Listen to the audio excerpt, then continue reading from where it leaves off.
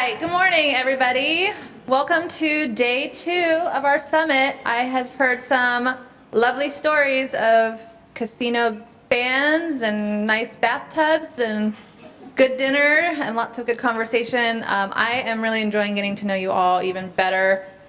We just had a really fun data chat this morning and a packed day for you today, we get to start off today with another knowledge sharing panel. So again, this is where we have asked our registrants and attendees to tell us if they're able to speak on a certain topic.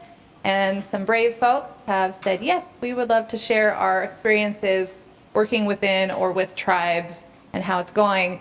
Yesterday when we did this, we were talking about wildfire. So today we're shifting our focus a little bit to heat and drought. And so please help me in welcoming up our panel for this morning's session. So very happy to welcome up Paula Antoine. She is with the Sichangu Oyate Land Office. Please come on up to our panel here, our table. We're also joined by Scarlett Sandsbliss from Tracking California. And Shasta Gone, you know her, here from Paula, who's working on some extreme heat work as well. And so they're going to share their experiences. They're each going to present for a short period of time, about 12 to 15, and then we'll have time for questions, okay? So if you got your questions, just hold them to the end. Okay, so Paula, we have you up first. You can stay there or be here, either way. Okay.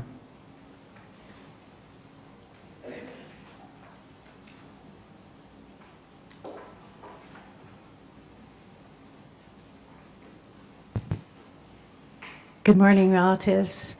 Chante washte Yohana Pechi Zapi. Hemacha Paula Antoine na Wichoka Wayakui na Wopilawi. Sichangu Oyate Lakota Takashila is where I'm from. And I said in my language, I greet every one of you with a warm heart and a good handshake. And that my Lakota name is Wichoka Wayakui, which means center of the nation. And I'm from the ideal district of the Sichangu Lakota, and it's Rosebud, South Dakota. And what I found really interesting about yesterday, everybody was talking about fire and cultural burning, and I never got to share, but the name of our band is Sichangu, which means burnt thigh. And we historically had a fire many generations ago, and our men were out hunting buffalo, and so the only people in the camp were elders, children, and women. So we battled a big prairie fire. And so that's what the other bands of the Lakota Nation call us, is the burnt thigh. So we deal a lot with fire. We have a lot of traditional things that we do with fire, ceremonial, and also cultural practices. So, and I just wanted to say that every time that I speak somewhere, I get a glass of water. And it's proven scientifically that if you pray with water or sing with water, that it changes the molecular makeup of it. So I also leave the water during the presentations that we're talking with.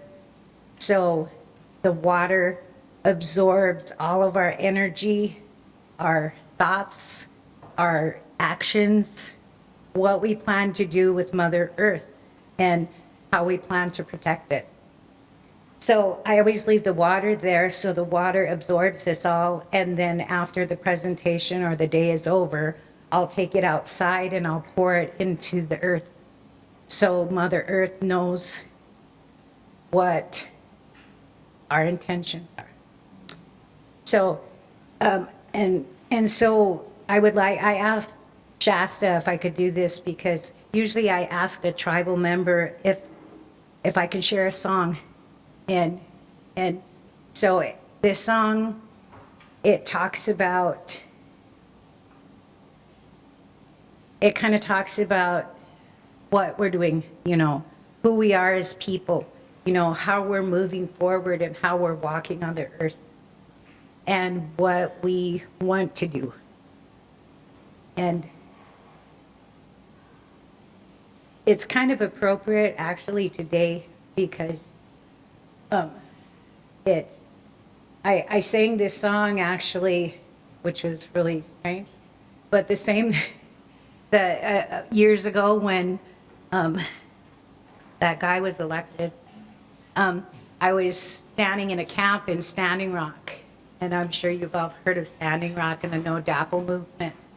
And so there was a lot of people crying in camp because they were so upset. So I said the evening prayer and I asked them to knock it off. You know, find the strength inside you. You know, because you're strong. That's why we're here today. You know, that's why Native people, that's why all the tribes are still here today, despite the hundreds of years of termination policies, we're all still standing. And so this song was to give them encouragement and to tell Mother Earth that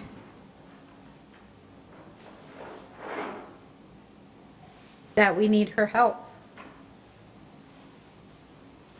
And so I'll sing this song. Go on.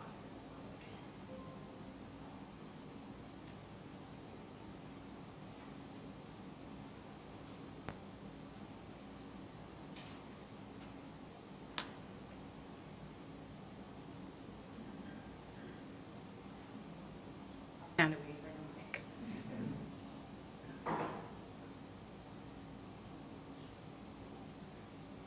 Chokashila omaya kayo lemiecha ekia na wajelo hey unjima kana wichi shina o wakwalawa yuhawa hey. Hey ya, hey, hey ya, hey ya, ya, hey ya, hey ya, ha, hey ya, ha, away yo, hey, hey ya, ha, hey ya, ya, hey ya, hey ya, ha, hey ya, ya, away yo, hey, no, Sheila. Oh Maya kayo, let me echa ekia na wajelo hey, unchi maka na wichi shina, o walawa yuhawa well.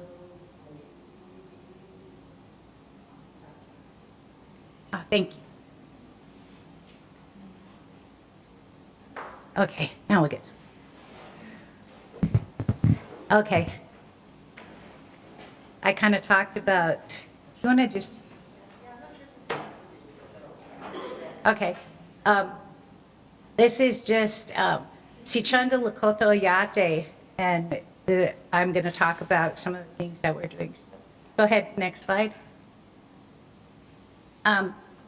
Everything that we do, we start with our beginning. You know, we start with who we are as a people.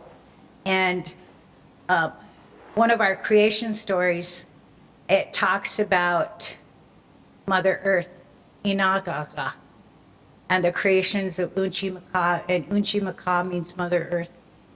And so I'll share the slides with whoever wants to read them, but there's just a short story of how Ina, which is the rock, and how he came to connect us and how we maintain that connection. And, you know, without our land and where we, you know, our people, we came from the Black Hills. So that's kind of, and Tunkashila, that means the creator. So we can go to the next. And so in our ways and what we do in the Lakota Nation is we always start with prayer, and we always have prayer throughout everything we do, and we always end with prayer. You know, we don't move forward without doing anything. And Tokatakia Wawonake, that means our vision, you know, our vision statement. And what we did is when I became the land office director, which was 15 years ago, I started working and I felt like my office, we were just a box sitting on the earth. So I asked the elders if they would have a ceremony for us to help connect us and let the earth know that we're here to help and that I was here and that I was looking for their guidance, and I looked for what we needed to do for the land, and I wanted them to tell me spirits and the creator. So this is Unkeu Cha El Unkanipi Wankio Hecha Pe Wiwala Hena Unko Wajipi Naha Unkiawa Tapapi Mini Hena Unjeya Taya U. And that means the spirits actually told us this. It was us who brought you here. We are the thunder beings. The springs are here because of us and belong to us. The water comes from us.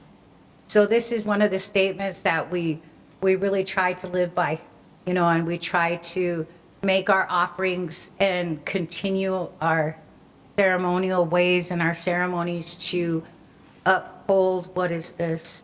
And this is kind of like a history of how we came to be where we're at. And our band went there in 1878 after everybody was put in our prison camps. And our prison camp number is 345. You know, if you ever look at anybody's enrollment card, it starts with the number 345 or 451. All of the bands in South Dakota start with the number. That's actually our prison camp number because we were originally placed, it was called Prison House. And the Department of Interior was the Department of War. So, that. Okay, you can go on. And we have a place there and it's called our forested area and we call it our Wheezy Pond. And Wheezy Pond is a container and it holds everything that belongs to you, or it holds everything that has meaning for you. And that's what our Wheezy Pond is. And we have locations like that. And it holds our medicines, it holds water, it holds food, it holds materials so we can live there. If anything happened in the world, we have a place to go and still survive because we also have our buffalo. So, and how we, you know, some of the things that happened, 1851 and 1868 treaty, we stand a lot on that. And the first one, 1851, regards the treaties. It kind of defines the treaty territories of the different bands of the Lakota Nation. And we're part of a bigger one, and that's called the Osheti Shakoi, which means 7 council fires. So I was really, you know, making reference to everything yesterday and how we were talking about fires and the other presentations that we're talking about the fires and the cultural burning and how everything was happening for generations, and we have the same. So, and the 1868 treaty, it included the Black Hills and our hunting rights, fishing rights, and it guaranteed different services that the government was supposed to provide to us. And it was also a promise to prosecute any white people who harmed or came into our territory. And we all know they found gold in the Black Hills. So that's what happened there. Okay, fine. This is some of the things, you know, our ancestral homelands of the Osheti Shakoi is up on top, and we go clear to Montana, or clear up into Canada and down through Texas and even into North Carolina. And that second map kind of shows our locations and some of the bands, and it shows the areas where the bison were originally at. And at the bottom is a kind of a famous picture of a guy standing on Buffalo Heads. And you know, I don't know if any of you read this book. It's called The Act of War. And the first thing you do is attack people's food and water supply. And that's what they did with the buffalo. Go on. And this is the Fort Laramie Treaty. This is what we were confined to. As you can see, it is probably less than 15% of our original ancestral lands. The Fort Laramie Treaty of 1851, that's the one that defined the areas of our hunting and fishing rights. So we have the authority to be able to go into these areas and have determination on different cultural and sacred sites within them areas. So, next slide, please. And this is some of the things that are happening right now in our ancestral lands. You know, up in the corner up there, that's the Ogallala Aquifer. And it's attacked a lot of times. You know, there was a recent meeting that was held in Nebraska, and it's called the Ogallala Aquifer Association. It's like a coalition of people that monitor and ensure that things are, I don't know if they're ensuring right, if they're just monitoring or what. But it right down in the middle, like 2/3 of the way down, the Ogallala Aquifer is almost depleted. So, and then the second map is created by a Lakota or Dakota created organization. And, you know, a lot of our data is only, you know, is how we define it. You know, any treaty that's made with the US government, it's how we interpret it. So, and then over there is a map of the 800 and some mining claims that are in the Black Hills right now. And, you know, it's it was taken away from us when they discovered gold. So, and right in the middle, down at the bottom, is where our origin story, that's where we came from, we cave. And so we do a lot to try to protect it and to maintain and let the government and other, you know, different forms of governments know how we feel, and we always comment and try to stay involved in everything that happens in the Black Hills, because that's where we came from. Okay, so this is some of our projected hot days. You know, go ahead and go on to the next slide.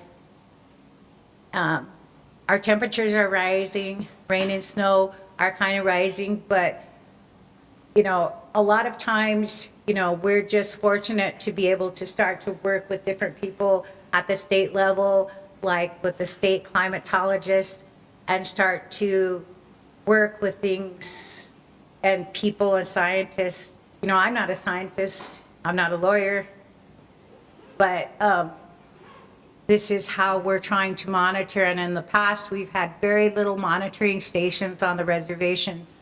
And, you know, the state has never been our friend. And so in the monitoring process, they do not monitor our reservation. So it does not show the amount of drought that's in our area. So we don't ever get a drought designation. Every county around us and all the lands around us get designated as drought, but we do not. We just came out of a red flag warning. We had a red flag warning, I think it was 46 days. You know, that's how intense and the conditions are for fire in our areas. Next.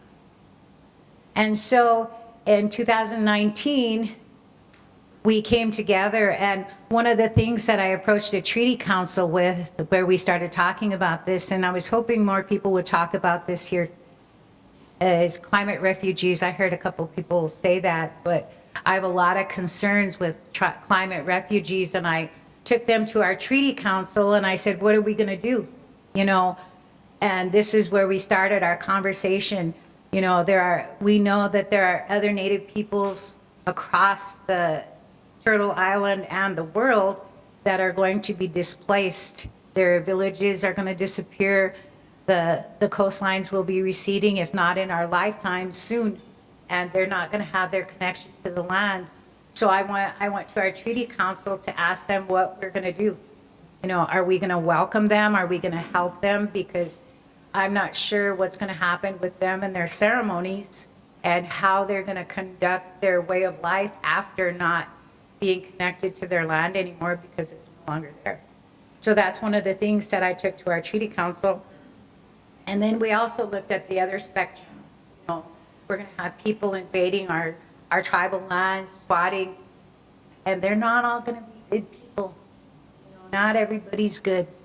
So that's one of the things we started talking about. And here are the people, you know, all of these people that started this. Actually, a couple of them have since passed away since we started doing this. We were hit very hard during the COVID. You know, at one time, our forestry department just spent time making rough boxes. He told me that he made 1 or 2 every day for 3 months straight. So, you know, and a lot of them deaths were not associated with COVID because they didn't die with a positive thing, but they were COVID related. Go on, please. And so when we did our climate crisis working group, first thing we did was we started getting input from our Oyate, from the people.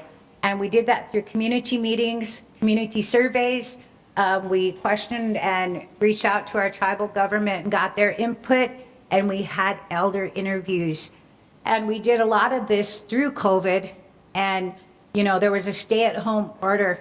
So we did a lot of things virtually, but we did do things in our own communities because that's our home, so we could stay there. And this is an example of how we got the message out to the people. There's my home community on top, Ideal. And some of the things that they were concerned with, number one thing is drought. Because, you know, there are some areas where our drinking water is not the highest quality. And we were worried about availability because our reservation's 1 million acres. I guess I could have put a map up there of our reservation. I didn't think of that. But I was worried about, you know, what we did. So that was our number one thing, is water quality and availability. You know, everybody's worried about that mini Wachoni, that means water is life, and that's one of our basis. Our water is our first medicine, you know, and our women carry that first medicine. So that was a lot of concerns from our elderly women. So next slide. And these are some of our things that we came up with. Protect the Oyate, protect and wisely use our water, protecting the land and all living relatives.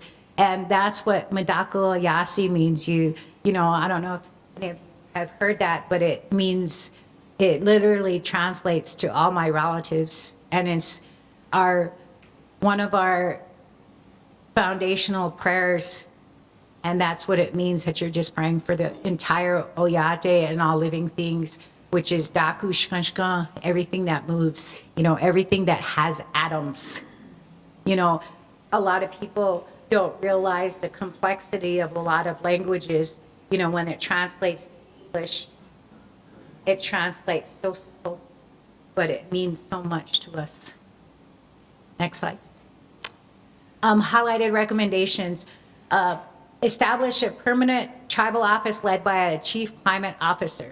And that's where we are going to start planning and building for our weather emergencies, implement the drought adaptation and mitigation plan. Okay, so on that, we do have a water code, and there were for many years, I can't remember how many years it was, but the Department of Interior had a moratorium on tribal water codes. And so we weren't able to submit our tribal water code to the Department of Interior until Deb Howland got in there. And we submitted it, And we were waiting for some kind of response, some kind of acknowledgement, and they never gave it to us yet. And it's been a couple of years since she got it. So, I'm questioning that and her activity and her commitment. To be honest, I was happy because she was Native, but we'll see. And that's all I got to say about that. But so we're okay. So this is where we're going into establishing a Sichunga Lakota Oyate Environmental Data and Decision Center, and that's where we're trying to get all of our information and talk about the sovereignty issues surrounding everything, our resources, our data, and how we collect. Yeah. Go ahead. And I think this is kind of goes on. And this is some of the activities that we're doing. We got a grant. So at this point, we had a grant to go on and start doing some of these activities. So this is what we want. We have weather emergencies, flooding, tornadoes, we're planning for that. The drought, and with the excessive heat that we always have, our heat fluctuations are pretty significant in Rosebud. We have, sometimes we go up to 117, 113 during the summer, and in the winter we can go down to negative 30. So a lot of our resources are pretty tough, that can withstand.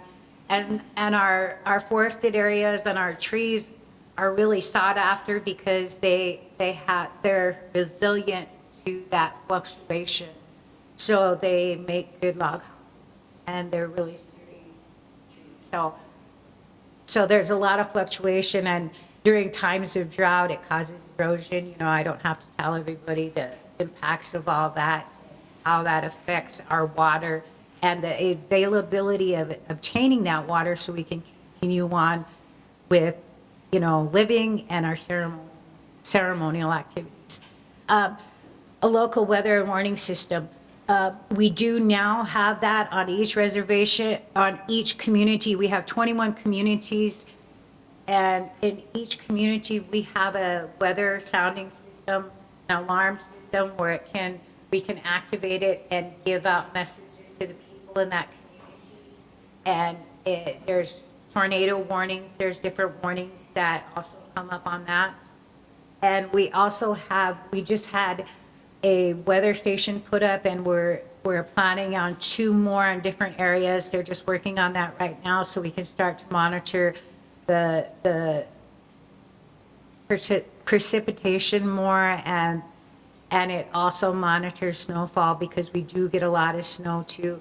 A couple years ago, we had a winter storm that was very bad, and a lot of the people that were confined to their homes, nobody could get out because we're so far apart that the people, our operators were located in communities that couldn't be reached, so they couldn't clear the roads.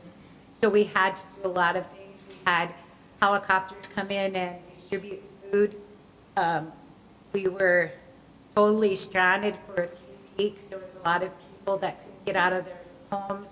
We have a lot of people who face medical issues because of our lack of adequate health care, right? And so we had actually lost 17 people. 2 of them are children. And so that is one of our priorities, to make sure that each community has a heating and cooling station. So if they can't get into town, or if they run out, the electricity's out because that storm was heavy, it knocked some power lines down, so people were without electricity. And some of them didn't really have alternative forms of heating. Yeah, so let's go on.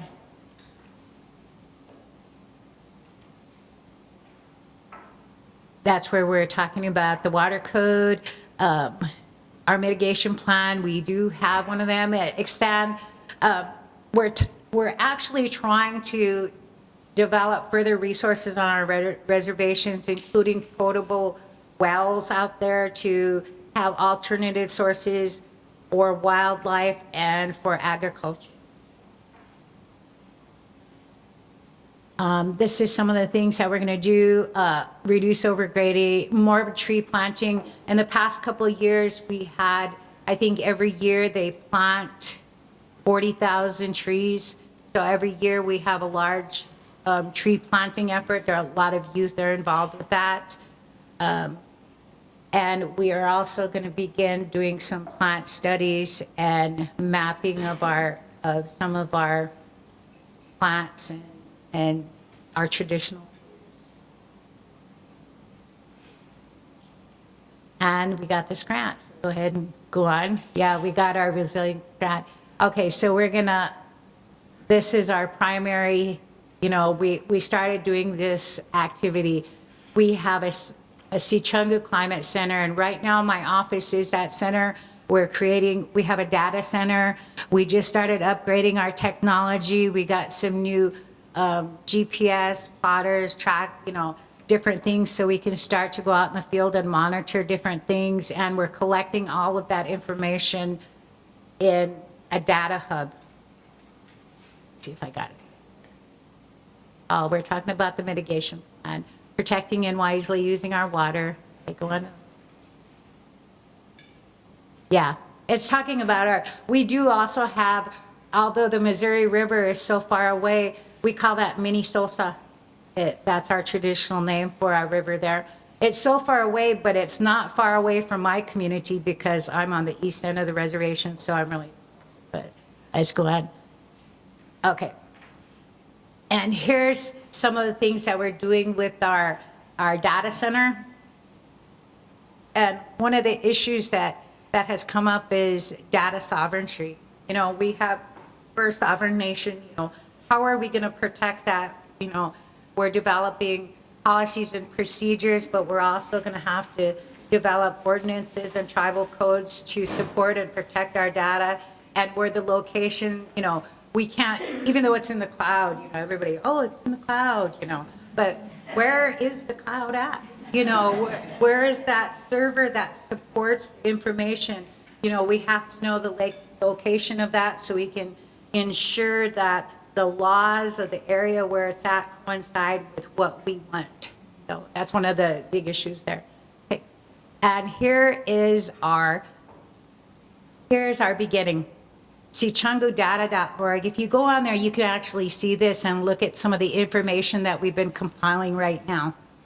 You can go on there and you can look through some of our historical data. We got treaty data. We got different things on there. And right now we're discussing with the elders on the information that they want to keep on there and make public, because there's a lot of things that we don't want anybody to know.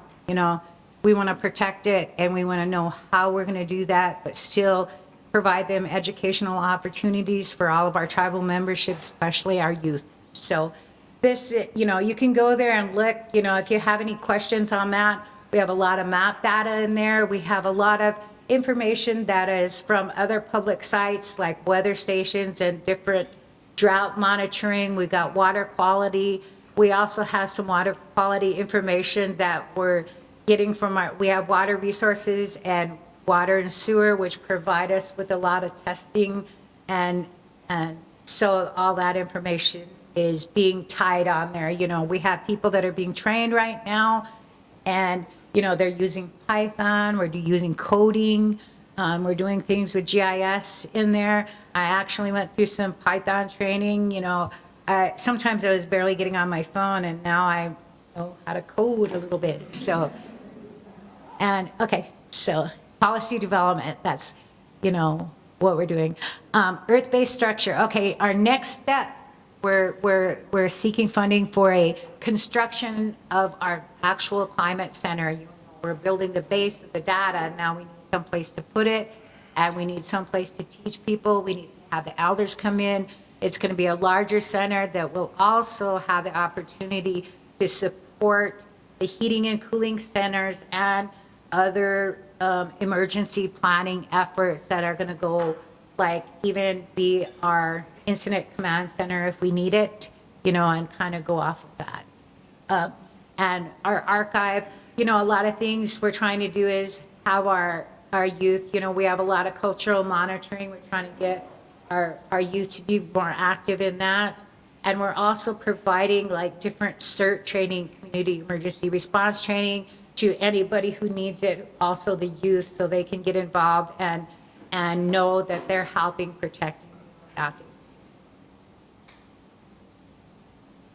And there is the annual Rosebud Fair, and this is in Rosebud. This is our annual fair. For people who don't know it, in the Battle of 1868, where we beat Custer, it happened June 25th, and we call that Victory Day.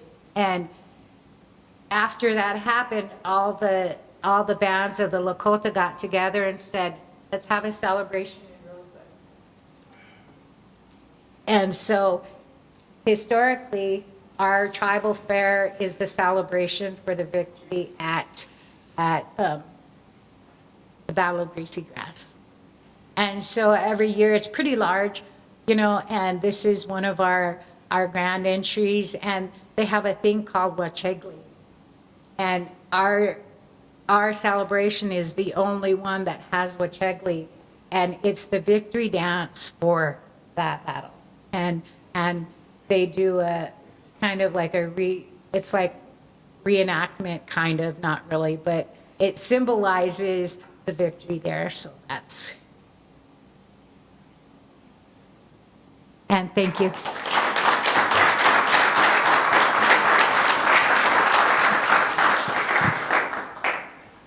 Thank you so much, Paula. Not enough time to say how amazing that was. A journey from traditional song and history and all the way to Python coding.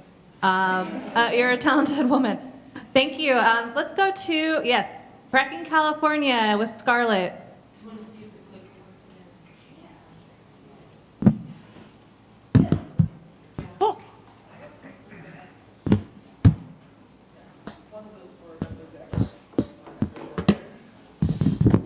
I'm really tall, so I'm gonna just hold. Hi everyone, thanks so much for having me. My name is Scarlett Sands Bliss, and today I'm going to be talking about a tabletop exercise that I work to support in partnership with the Big Valley Band of Pomo Indians in Lake County and California Tribal Emergency Response and Relief Agency, or CalTERRA. Tracking California, for a little context, is a nonprofit program of Public Health Institute, and we're based in the Bay Area, but we work in partnership with organizations, communities, and tribes around the state. And I just want to say right, off the bat, while I'm the one presenting today, this exercise was truly born from our tribal partners' vision, leadership, and they identified and helped shape every aspect of it and help build this presentation, this talk with me today. Oh, and I'm pressing the next button. How's that? There we go. Okay, so quickly to introduce myself, and then the key partners that made this possible. Tracking California is, as I said, a nonprofit. We work at the intersection of data and community-based work to improve public health, kind of on the whole grand scheme. A lot of our role in projects like this is the organization that can find funding when an identified need for funding with a community partner comes to us. We can be the facilitator, the convener for events and for advocacy like what I'm talking about today. And so we did the same thing for this work. We also have a lot of data tools we were talking about earlier today that display things like heat-related illness for the state and display things like water quality, air quality, asthma, et cetera, et cetera. Down below, you'll see just some of the pictures from work that we've done before my time, but a lot of work in Imperial Valley. On the right is the Community Air Monitoring Project, which was one of the first community-driven air monitoring projects in the state with Comité Cívico del Valle. And so that's one of the models that's been used a lot around the state for setting up community air monitoring. It's so cool to hear about all of your programs that do that now, too. And then on the right is a protest for a closed pesticide production plant in Imperial that didn't do any additional environmental impact assessment before homes were built there. And so we did a lot of work with pesticide exposures with Imperial as well. So Big Valley Band of Pomo Indians is in the Lake County area. They're one of 7 tribes in Lake County, and they have been in the Clear Lake area for over 11,800 years. Their EPA department is led by Sarah Ryan, who is a powerhouse. She's been doing incredible work protecting human health, cultural resources, and the environment in the Clear Lake area for about 15 years now. She's the TIPO for the tribe as well, and advising a current development project, and that's why she's not here. She says hello, and she's worked with Shasta before. And here on the slide, so Big Valley EPA does a ton of work. They've led the cyanotoxin monitoring program for Clear Lake, which is one of I think it is the largest natural freshwater lake in California. And it's in a really rural place in the Mendocino Lake Sonoma County area, Northern California, and has harmful algal blooms that have kind of taken over the lake in the past 2 decades. That mean that people don't swim in the lake anymore, people can't use it for tribal practices, people can get these infections from the bacteria when they go in the lake. So that's had a really huge impact. So she has just single-handedly stood up the water quality monitoring program for the whole county for the lake water and the cyanotoxin monitoring. She also leads projects with our program, the CalWatch project, which is about supporting folks with wells to make sure they don't have algal bloom, toxic algae coming into their drinking water, and this project that I work with her on called CHARM, which I'll talk about in a minute. And then just to locate us of where we are, so Northern California, on the left is just the map of all of California. There are 7 tribes in Lake County. 6 of them are based on rancherias. One of them, Koi Nation, is landless. We work with all of the tribes for this project in the county. And Big Valley is the PI for this project, the director of the grant. And so we were really lucky to work with Calterra for this event. I'm here as the conduit for MK Youngblood, who's an incredible human if none of you have met him. He has over 30 years of expertise in Indian law, Indian culture, and disaster response. And he started Calterra as the secretary for Haslett Basin Hokamamono. He's from the Fresno area. He's currently up in Grass Valley doing a training near Sacramento. He trains businesses, tribes, and individuals with knowledge and skills necessary for emergency preparedness. And he led this exercise. And so I'm basically here to sing his praises. So to give a little context of Lake County, this is really similar than what we've been talking about and hearing about from everyone at this summit. It's a rural, geographically isolated part of Northern California, and it's really prone to wildfires. So over this past summer, the county experienced all of these things at once, long persisting heat waves. I was up there for a lot of different outreach efforts when we were doing interviews with folks throughout the summer and having conversations, and it was 115 degrees at farmers markets. That was lasting for days. Planned safety power shutoffs that happened during those heat waves, so people are losing their power amidst a really intense heat wave. Toxic algal blooms on Clear Lake, so you can't jump into the lake to cool off. And then there were 2 serious wildfires as well that evacuated our partners. One was the Boyles Fire and one was the Glen Haven Fire in September and October. And then for larger context, this event, the tabletop exercise that I'm going to talk about, was planned thanks to funding from NIH as part of this project, Climate Health Adaptation and Resilience Mobilization, Charm Lake County. It's a really cool project because it's a tribal-led for serving the whole county, county-wide climate resilience program. So we're working on basically elevating the examples that Big Valley has used in terms of what resilience looks like to these climate-driven events to support the county at large in response. And we have a lot of other activities that are as part of this grant, but none of us had ever run a tabletop exercise, but in summer 2022, Sarah recommended Youngblood Calterra. We reached out. From there, we got this extra funding to make this a reality, and it took off. So it really is possible to do, and I'll talk about kind of recommendations, but a big one is just leaning on someone who's an incredible facilitator, people that are part of the community to lead these events. So what is a tabletop exercise, and then why do we bring tribal and non-tribal entities together in these planning for resilience events? So Lake County, like I mentioned, has a unique dynamic. It's a really rural county, similar to what Colleen had mentioned in Alaska, but on a much smaller scale. There's basically only two ways in and out of the county, over these really steep hills and really narrow winding roads that go down into the lake valley. And then they're all covered with vineyards, all the way down in, which have also had their own impact on pesticides leaking into the lake. Get into that. But so, an agricultural area that has been taken over by the vineyards. There's significant overlap between tribal and non-tribal folks because there are these 7 very small rancherias. People are getting in each other's business, is what Sarah Ryan said. And so things get personal and, across all sorts of town and rancheria lines. And we also, of course, know that climate events do not influence tribes and non-tribal people differently. They're going to influence everyone, impact everyone in an event.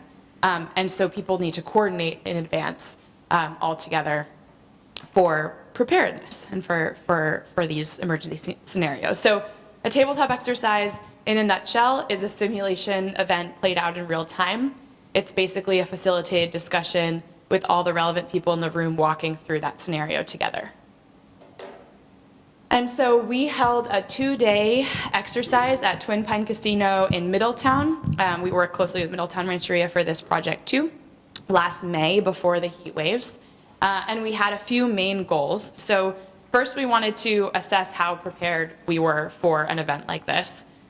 We wanted everyone to bring their emergency response plans, be it a tribe, hazard mitigation plan, or a county-wide emergency scenario planning, a nonprofit that's coming, to bring them to the table and then to talk about them, have to even review them, right, your emergency protocols, and then to be able to share and identify where the gaps were so that we could understand how we need to coordinate and communicate between tribes, Lake County government, affected local nonprofits, utilities, Red Cross, emergency services before an event.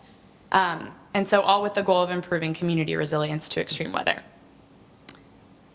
So this is where it gets interesting. We didn't just throw a simple scenario at the participants, or rather Youngblood didn't. We started with a prolonged heat wave, and we had lots of conversations in advance of what has the community experienced over the past, the county experienced over the past many years, and how can we make it realistic but also intense. So we started with a prolonged heat wave, and then we added complications. So we had a multi-day power shutoff, which often happens with the heat waves and then the wildfire, the wind warnings that could produce a wildfire. The power will be shut off to a majority of the communities in the county. And then we added a wildfire threat coming from Wilson over the hills and smoke. And then we added, all of a sudden, a harmful algal bloom is really outbreaking. People are jumping in the lake to cool off, and then they're getting sick. And so, some people, our funders were like, well, is that really going to happen, right? And you saw from the news headlines and what happened in the months after, all of these things happened at once in Lake County. These are not, they're going to happen at the same time, and it was a seemingly fictitious event that completely, we saw occur in real time right afterwards. And so this is what it looked like. 43 attendees from over 30 different entities. That included tribes, it included the Red Cross, it included a state battalion fire chief you see in the middle. It included the Department of Public Health and Social Services folks on the left. It included the leader of a local Climate Corps, AmeriCorps volunteer program on the right at a nonprofit that's really involved in doing things like CERT trainings, emergency response trainings. Youngblood is in the back on the right there. Included the leader of the local Boys and Girls Club for Middletown Rancheria. So and the AmeriCorps volunteers themselves. So a really whole range of people were there for the 2 days. this is all of us on one of the days. And, and let's see. And then on the right, you'll see Youngblood opening with his uncle who lives in county, opening the second day with a blessing. And food. We had lunch together and breakfast together every day, very important part. So these are just some things of what we learned and reflection. So the first quote that I just wanted to share, a senior resident told us, "I want to see more communication between organizations. You ask one person something, her answer may be different from the director's answer." But then we also heard from a tribal member who said, "We definitely all communicate. There's not someone that's going to be left behind." And this contrast really highlighted where we need to be focusing our efforts and why we really focus on having tribes be able to lead this work or lead the message of kind of how we can build community resilience to climate events. We see so much of tribes that are just supporting their own members. In an emergency event, it is door to door knocking, making sure people are okay, giving hotel vouchers for folks that are living on the streets and need a place to stay, coming with Gatorade and ice pack. It is a direct response that they reach out to everyone. And it's a small population, right? It's a few hundred folks on a rancheria. But there's a very different sense of support and what resilience, preparedness looks like for a tribe as compared to people that feel completely just, they don't have a sense of community and they don't feel supported, and there isn't a lot of, communication going on outside of the rancherias. And then these are the final two that really hit home, and what we took away from the event, and I think what folks did too, is that we see so much siloing within the organizations, across communities. When it comes time to coordinate, we're not set up, right? And so the sheer act of bringing people together on this day, sharing business cards, creating a contact list, was the output. That's the goal, right? Is that in an emergency, when you're thinking, in your basal, brain, and your executive functioning is not going, you just need to know who you can check in with, and you need to make sure that all those people are included in the coordination. Because a lot of times tribes had mentioned too that they were left out in terms of when the incident command system was set up for a wildfire. They weren't included in that communication, and yet the escape point, the evacuation point, was at a casino. So there's a lot of lack of coordination communication. And then, of course, that response and resilience starts local. I mean, a big thing that everyone said over and over those 2 days is, look around, the people in this room are the people that we can rely on. We all are depending on each other to respond. FEMA's not going to jump in when there's an extreme heat wave and a small wildfire. So we have some, practical takeaways. Communication is critical. We need multiple ways to reach people, especially during power outages, thinking radio, social media, door-to-door outreach with folks. Someone said they just want someone driving around with a bullhorn when it's time to evacuate, right? Like, people need that. A lot of people are not getting the news from any online digital sources. Training and preparedness can't be one and done. There need to be more training, ongoing exercises, particularly including the most vulnerable community members. And then the coordination needs to be strengthened beforehand, right? And then finally, disaster resilient infrastructure and resources, like Paula was just mentioning. We need to do as much as we can in advance of these events. And then we produced some really practical tools too. We created an acronym guide because we know emergency management folks love their acronyms, and there were so many acronyms used.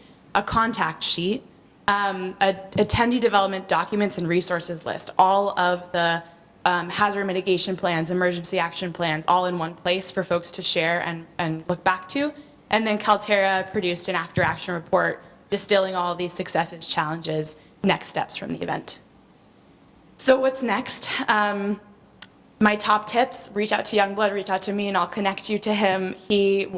Talking to him on Friday, he said, that's the one thing I want the message spread, is that we're doing this across the state, and we want to involve as many folks that are interested in doing a similar event. Start by building the relationships. Success from this exercise was about having strong partnerships that we kept building, and include all the voices. Tabletop exercises are only as powerful as who's in the room and can say, this is what my organization would be doing. when we all have to evacuate, when there's a heat wave, when there's a power outage. And then this is Youngbloods, no death by PowerPoint. We had very few slides. It was all discussion-based in small groups and then sharing back together. And document everything. That was the other thing. That was my role, was just, and my whole team's running around with recorders and taking notes and sitting at the tables, just so that we could hear all of the amazing conversations that were being. So thank you all for having me. Thank you for my tribal and county partners who make this work a possibility. I'm really happy to be here, and please reach out to me and I'll connect you to Youngblood if you're interested in doing a similar event.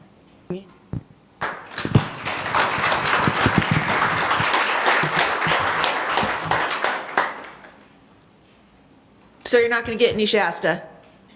I was thrown in there at the last minute because we did have a third speaker who ended up not being able to make it, but I'm so much happier to have gotten to learn from these two women about what they are doing. So I think we have time for maybe one or two questions if anybody has questions.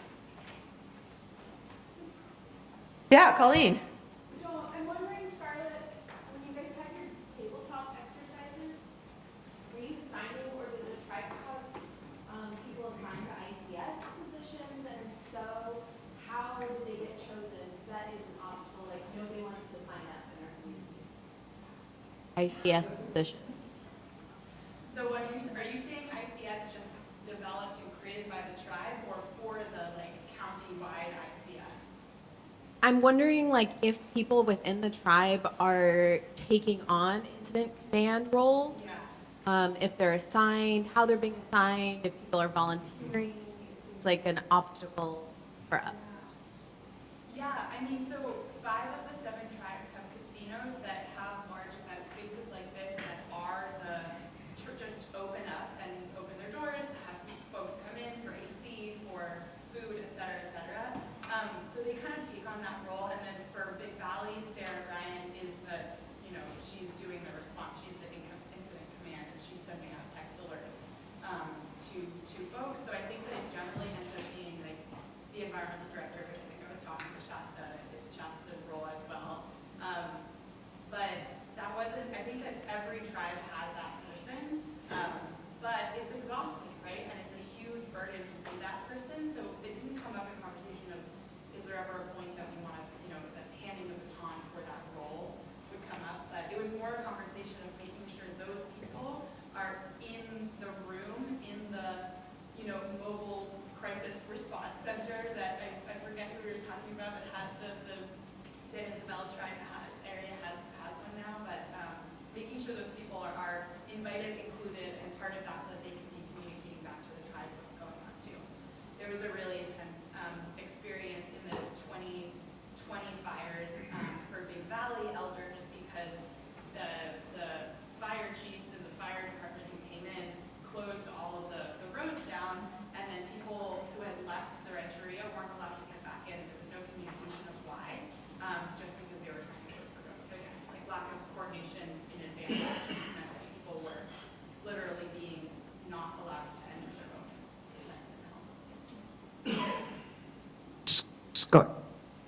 I've got the mic right now, and then I'll pass it up. Scarlett, I'm Mary. I'm back here, way around the corner here. How did you pass what you learned from those, and I forget the number of how many people, how did you pass that information and some of that knowledge down to your community members, or have you done that yet? Is that maybe a next implementation step? Yeah, well, this is a big part of this 2-year planning grant, where we're working on writing an action plan or a roadmap for supporting vulnerable communities in climate-driven events. So a big thing that we're identifying, one, even though people are facing all these events, no one's moving, right? And no magic, silver bullet's going to come in with a ton of funds to solve this problem. So the one thing that we can control is supporting communities to building resilience, right? Supporting folks to be able to set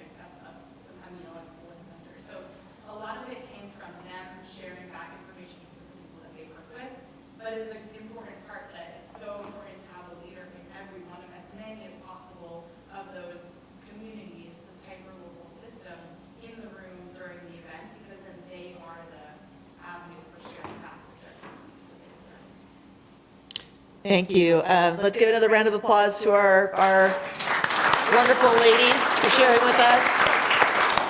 And Angie's going to introduce our next panel.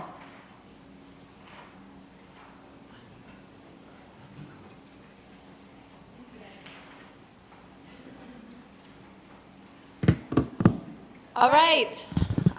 So we have one more session before we're going to have a break. Of course, you're welcome to always get up if you need to and grab some coffee. After such a wonderful session, we are now going to turn our attention to recent findings in wildfire, drought, heat, and health. And we are joined by some really great speakers who are coming at this from more of a research perspective. And we've asked them to share some of the latest information that they have either developed or come across that can help you all bring something back home that might be new and might help you as you go back home to implement your adaptation work. And so I'm really pleased to welcome up Ben Hatchett. He is with an organization under NOAA. Everybody knows NOAA. And I'm also going to welcome up Chris Hunn. He is with California State Water Resources Control Board. And last but not least, Megan Jennings with San Diego State University. All right. Well, we're really happy to have you all here, and we'll start with Ben. Ben, you can introduce yourself a little bit more than I did, and let us know if you want some help with slides. All right. Thank you. All right. Well, thank you, everyone. Thank you for the opportunity to come meet and speak with you all. It is a great honor and privilege to be here and to share some work that our group and teams and communities and all the folks involved are involved in.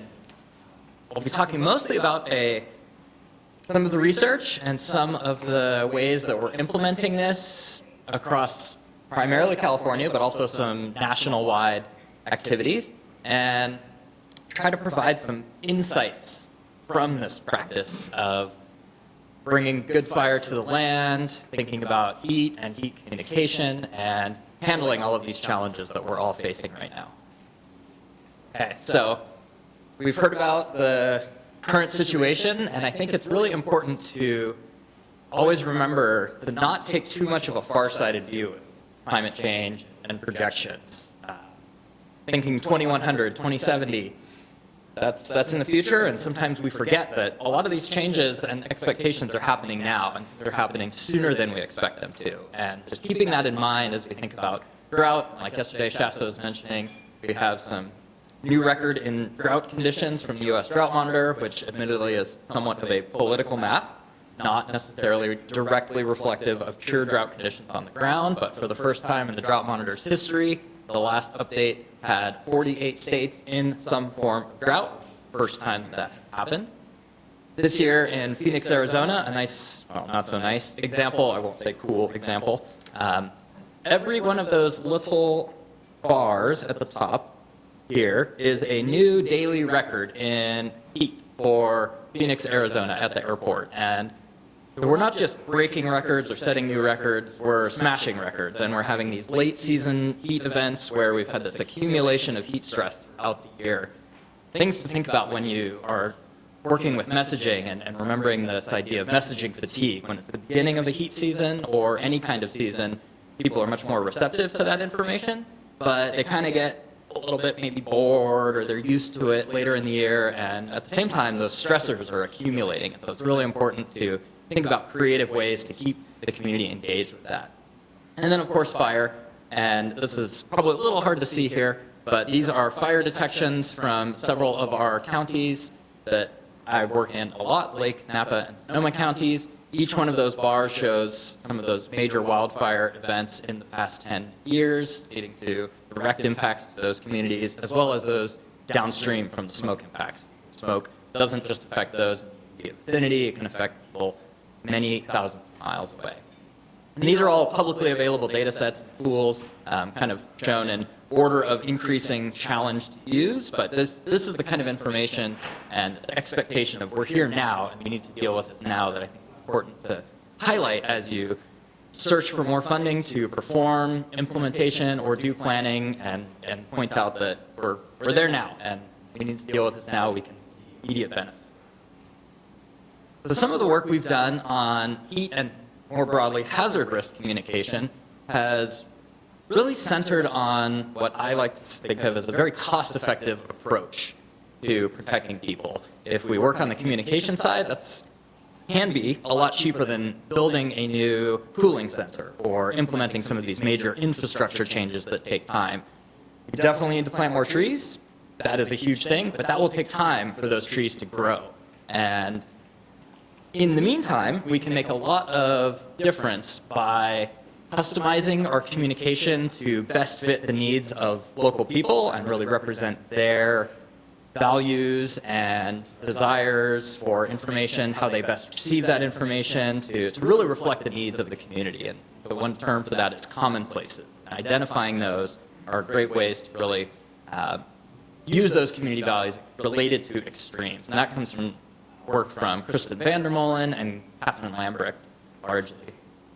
Diverse channels, we've heard a bit about communicating through different forms of social media, via the radio, via print formats, but I like to expand that even to art and story and thinking of ways to engage the community more broadly to really tell these stories about what has heat done in the past, how do we deal with that, how can we reduce our susceptibility to those kinds of things. Making sure messaging is very comprehensive and specific, so not just saying, oh, stay hydrated, don't worry about that. Make it very actionable and directly pertinent to people, such as your elders or outdoor workers. Direct things that they can do that go beyond just kind of the baseline things that we also want to remind folks of as well. Using those community values can really help communicate this information through diverse ways. We've seen that in various areas of study. This work with Kristen was focused here in San Diego County, and we produced a report that was provided in both English and then professionally translated into Spanish to reach a broader community. That can be expanded even further to other languages as well, and that's where tying in with different community partners who are able to translate into their own languages, get the information as a trusted source to their communities, very, very beneficial. Being cognizant, again, of messaging and using these diverse, specific, and creative ways to communicate information can really help as you get later into a season. People are using things. And then some other work with Kristen has highlighted the need to really engage with the community. We all know this stuff, and we kind of joke that research is 5 or 10 years behind what the people are actually doing. But we found that really engaging to identify and team up with folks is a really powerful way to do it. And then merging risk communication with what we call kind of health literacy, so talking about not just when this happens, what do we look for, how do we know who it's going to affect and how long it's going to last, what it's going to be like, but also exactly what to do. So, and thinking about things not just a heat wave, but also, I think Scarlett set this up really, really wonderfully with, we have a heat wave, now we have a public safety power shutoff. Now we have a fire. What do we do? How do we handle this?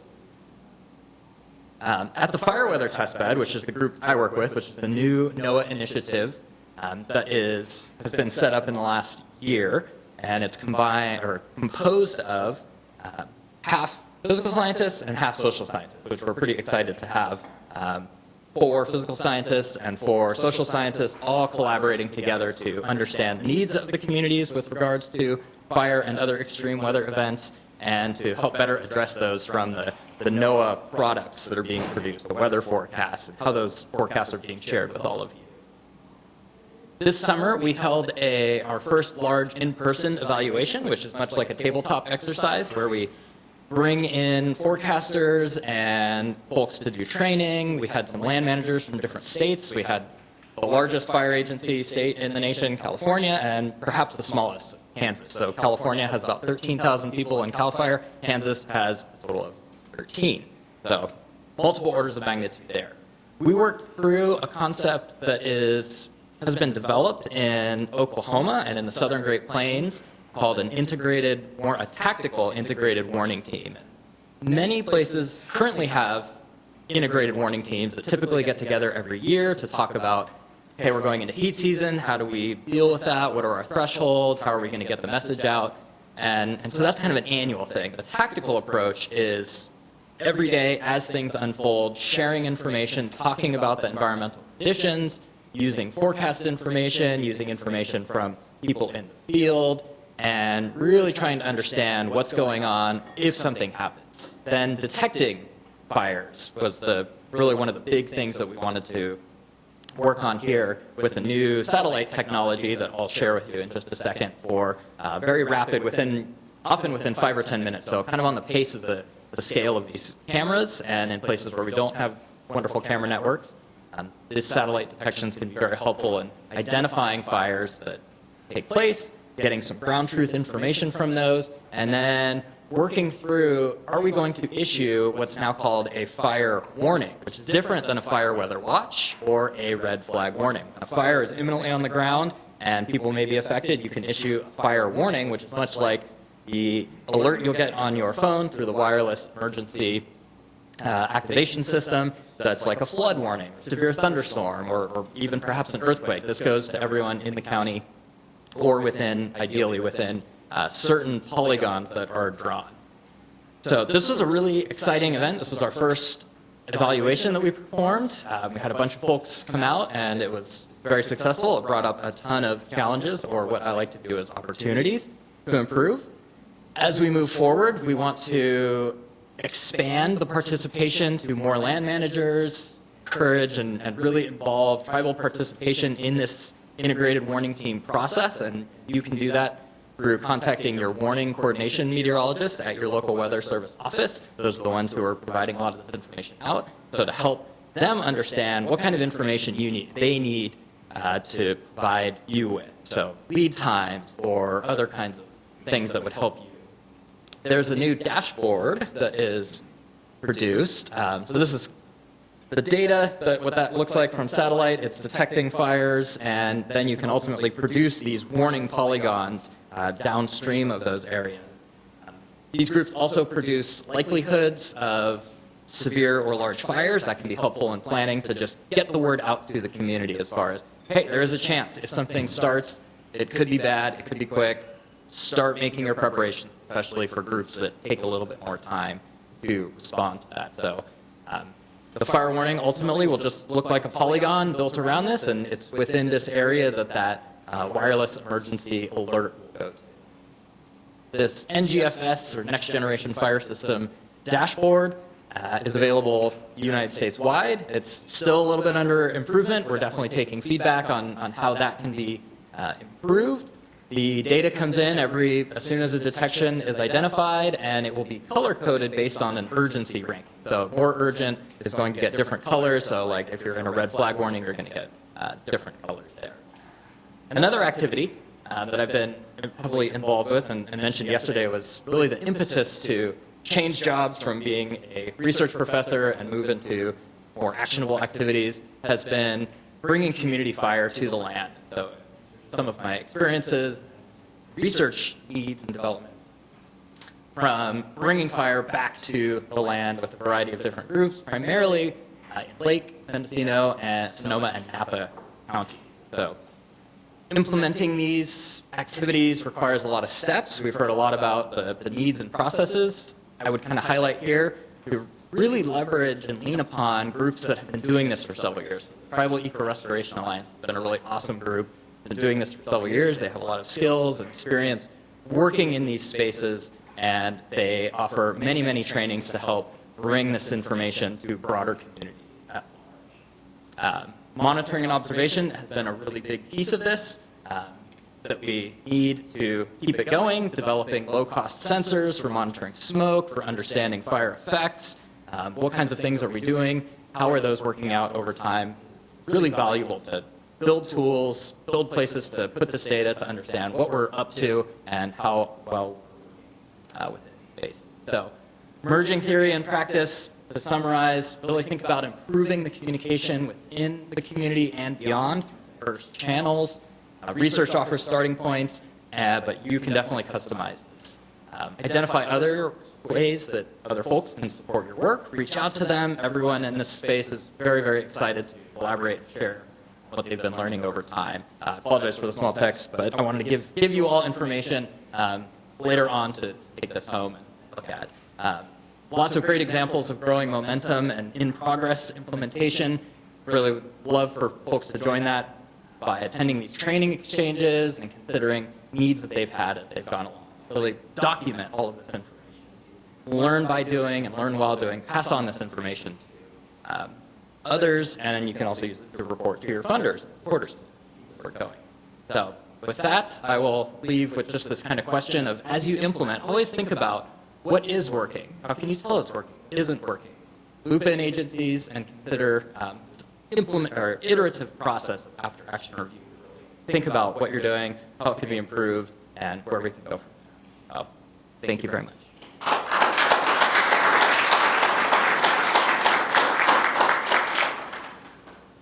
Thank you, Ben. Ben is really one of our long-term partners, and I have to say, maybe our researcher best friend. And we really appreciate all the work that you've been doing with us to establish the gaps in the information. So with that, we're going to turn our attention to tribal climate. Oh, Megan Bennings. Okay, thank you so much for being here. Come on up.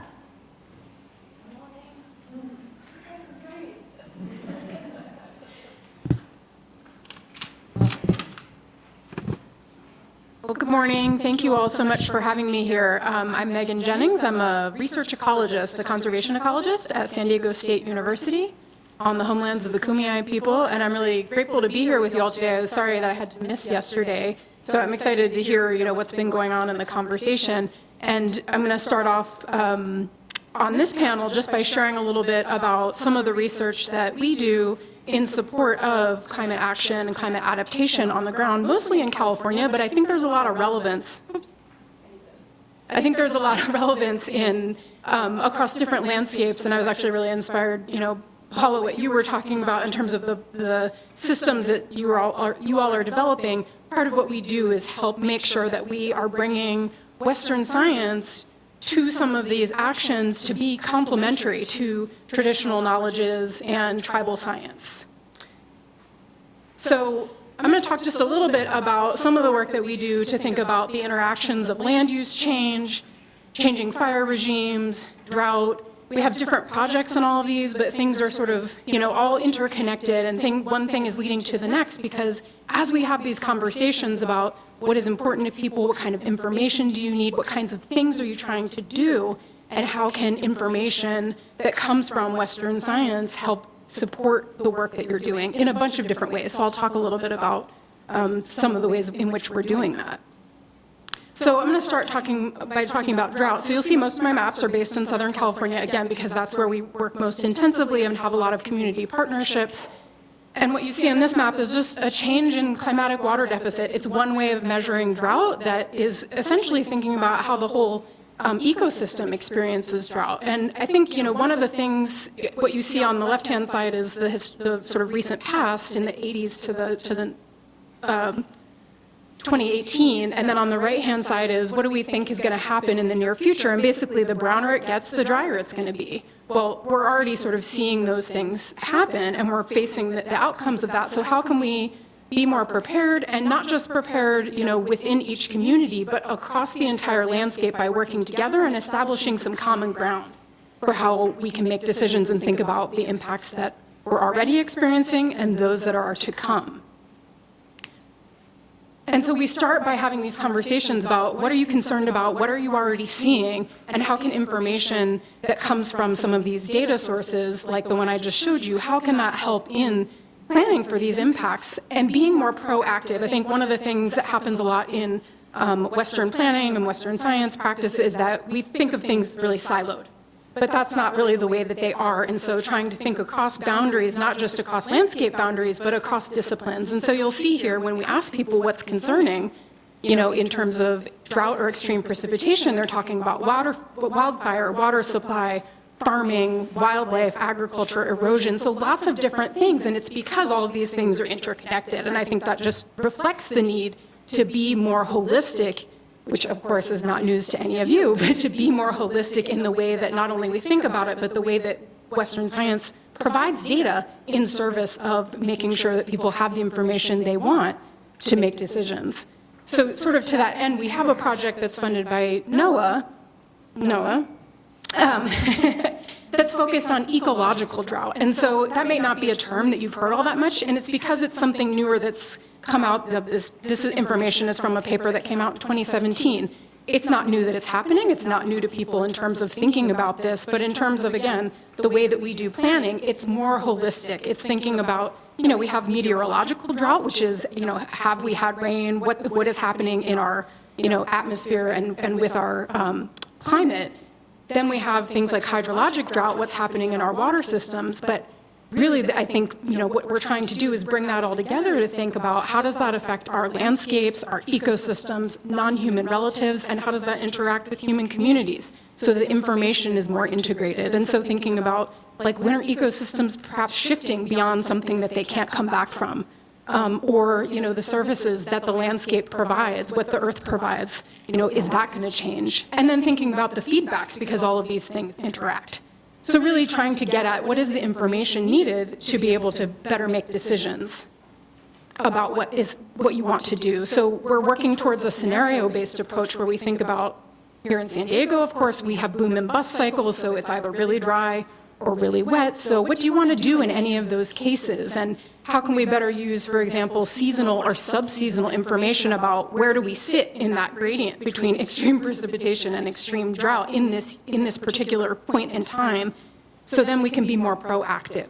And doing that, this project is across all lands and working with a lot of different partners, again, to make sure that we're doing things across the landscape and in partnership that benefit everyone.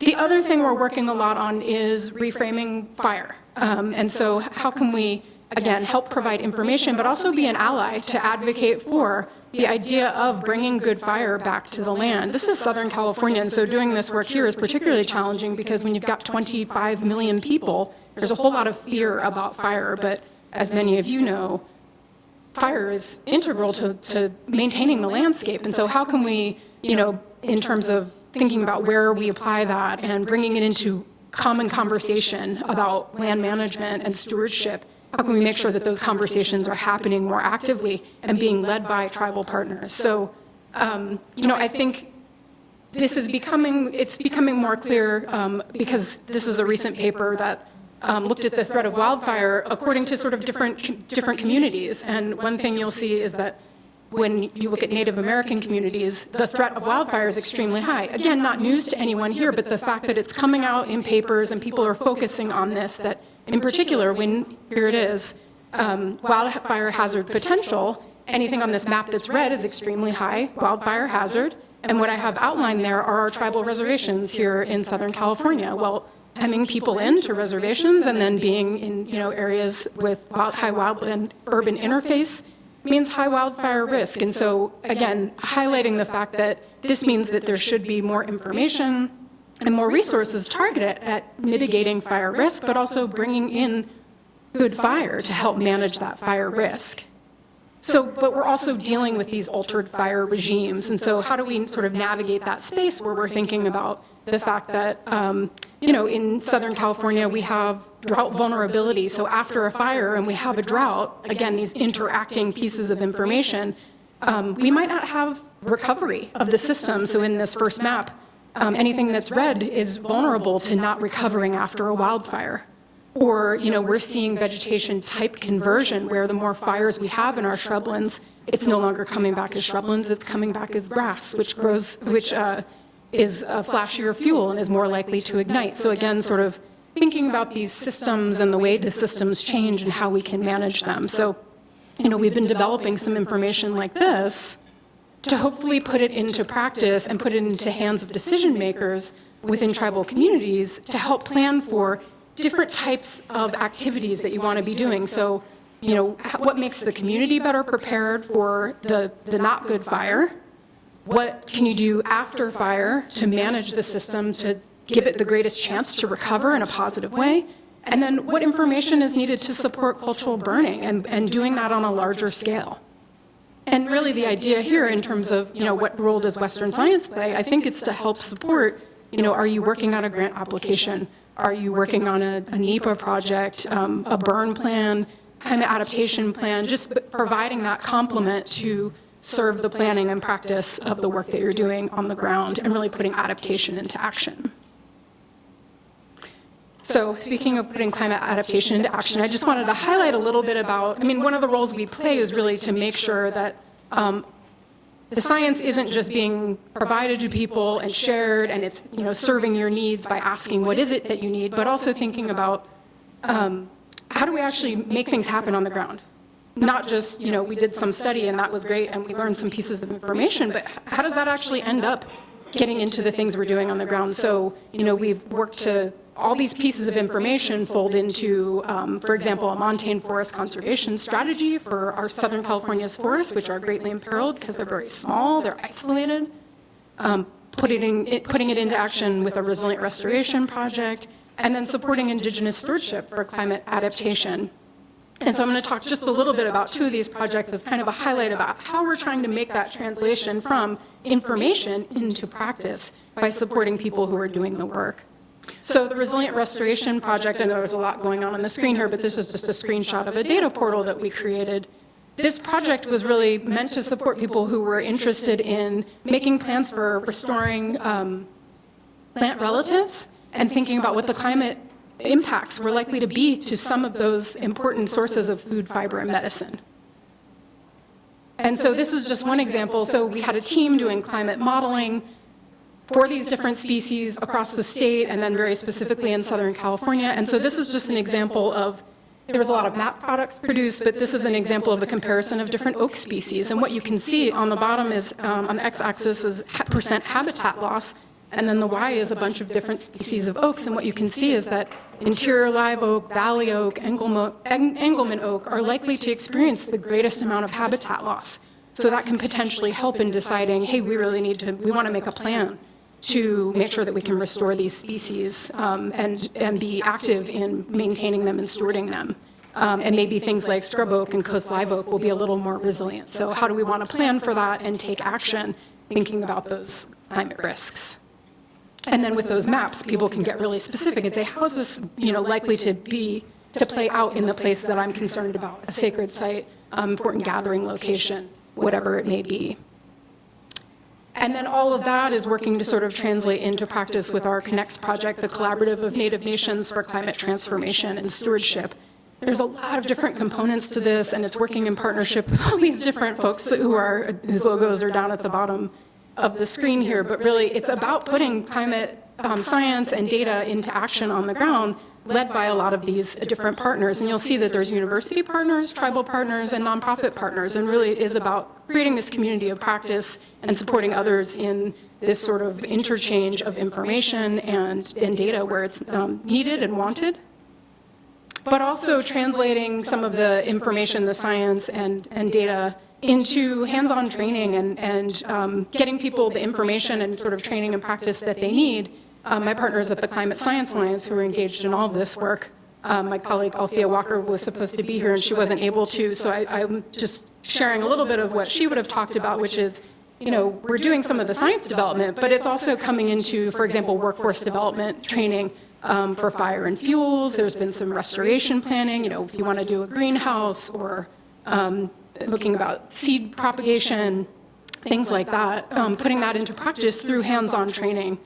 Chief West, who was here yesterday, plays a really large role in that, and La Jolla is actually the host to the fire, forestry, and fuels crew that's working on, putting some of this work into practice on the ground. It's the boots on the ground that see the real impact of the work. So it's not just happening, we're collecting data and saying, aren't we great, but supporting the people who are doing that work on the ground. And, looking to find out what are the pieces of information people are looking for and what is central to their work moving forward. This is an example where stewardship, collaboration, and partnership came out when we were asking people in terms of fire planning and bringing good fire back, what are priorities? It's that collaboration and connection with others doing the work. And so with that, I'll stop and pass it on, but, these are just some of the pieces that we're doing to try and support, seeing that work take action.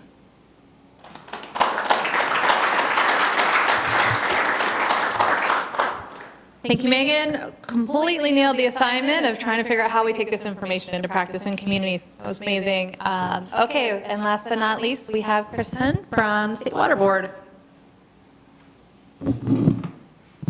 All right, I'm Chris Hyun, again, rhymes with fun. From the State Water Board, I live in Berkeley, unceded Ohlone land, but I work at the State Water Board, which we're based in Sacramento, but we have different regional offices across California. And so I'm going to be talking about something called Making Conservation a California Way of Life, and I'll get more into that a little bit. And we had multiple studies that we had done for this framework or regulation. And I'll be going over just the findings. I won't go in depth of how we did, how the approaches or anything like that. You can find that on our website. Next slide, please. I don't know if I can I do it from here? Oh, I can. So greetings from our team. This is the Climate and Conservation team at the State Water Board. They wanted to be here, but state budget. And then, but I did get them some of Shasta's stickers, and they were very excited in the group chat because they love California vegetation. And so we work on both climate and water conservation, and most of the team works on water conservation. And we worked on this framework called the Making Conservation a California Way of Life. And so this was Ben already talked about this. This is not only a California thing, but across the U.S. We have kind of unprecedented drought conditions across the U.S. And so kind of the driver for this making conservation a California way of life regulation was basically the 2014-2015 peak drought period that we had in California, which pushed the legislature to tell us, the State Water Board, to create a new rule about conserving water. And we had adopted that new rule this year. And you can see it with the LA Times, it was in various newspapers, Adopt Sweeping Statewide Water Conservation Framework. And this framework sets standards for the amount of water systems could use in residential indoor use, water loss, residential outdoor use, which is basically for residential landscapes, and commercial landscapes. And we had to, as a team, create 400 different water budgets because what we learned in the 2014-2015 drought was that communities didn't like just a 25% decrease of water across the state. They wanted an individual thinking about their climate conditions, thinking about their homes, about their water loss conditions, about their commercial landscapes, about what type of landscapes they use and have in each individual water system. And we had to put that together. And so we don't say that we're going to look at all of your water use. We're looking at how much water you're putting on your land. We're just saying we have created a budget, and we added all of these two things together, plus a lot of other math, and we created a big number for your water supplier.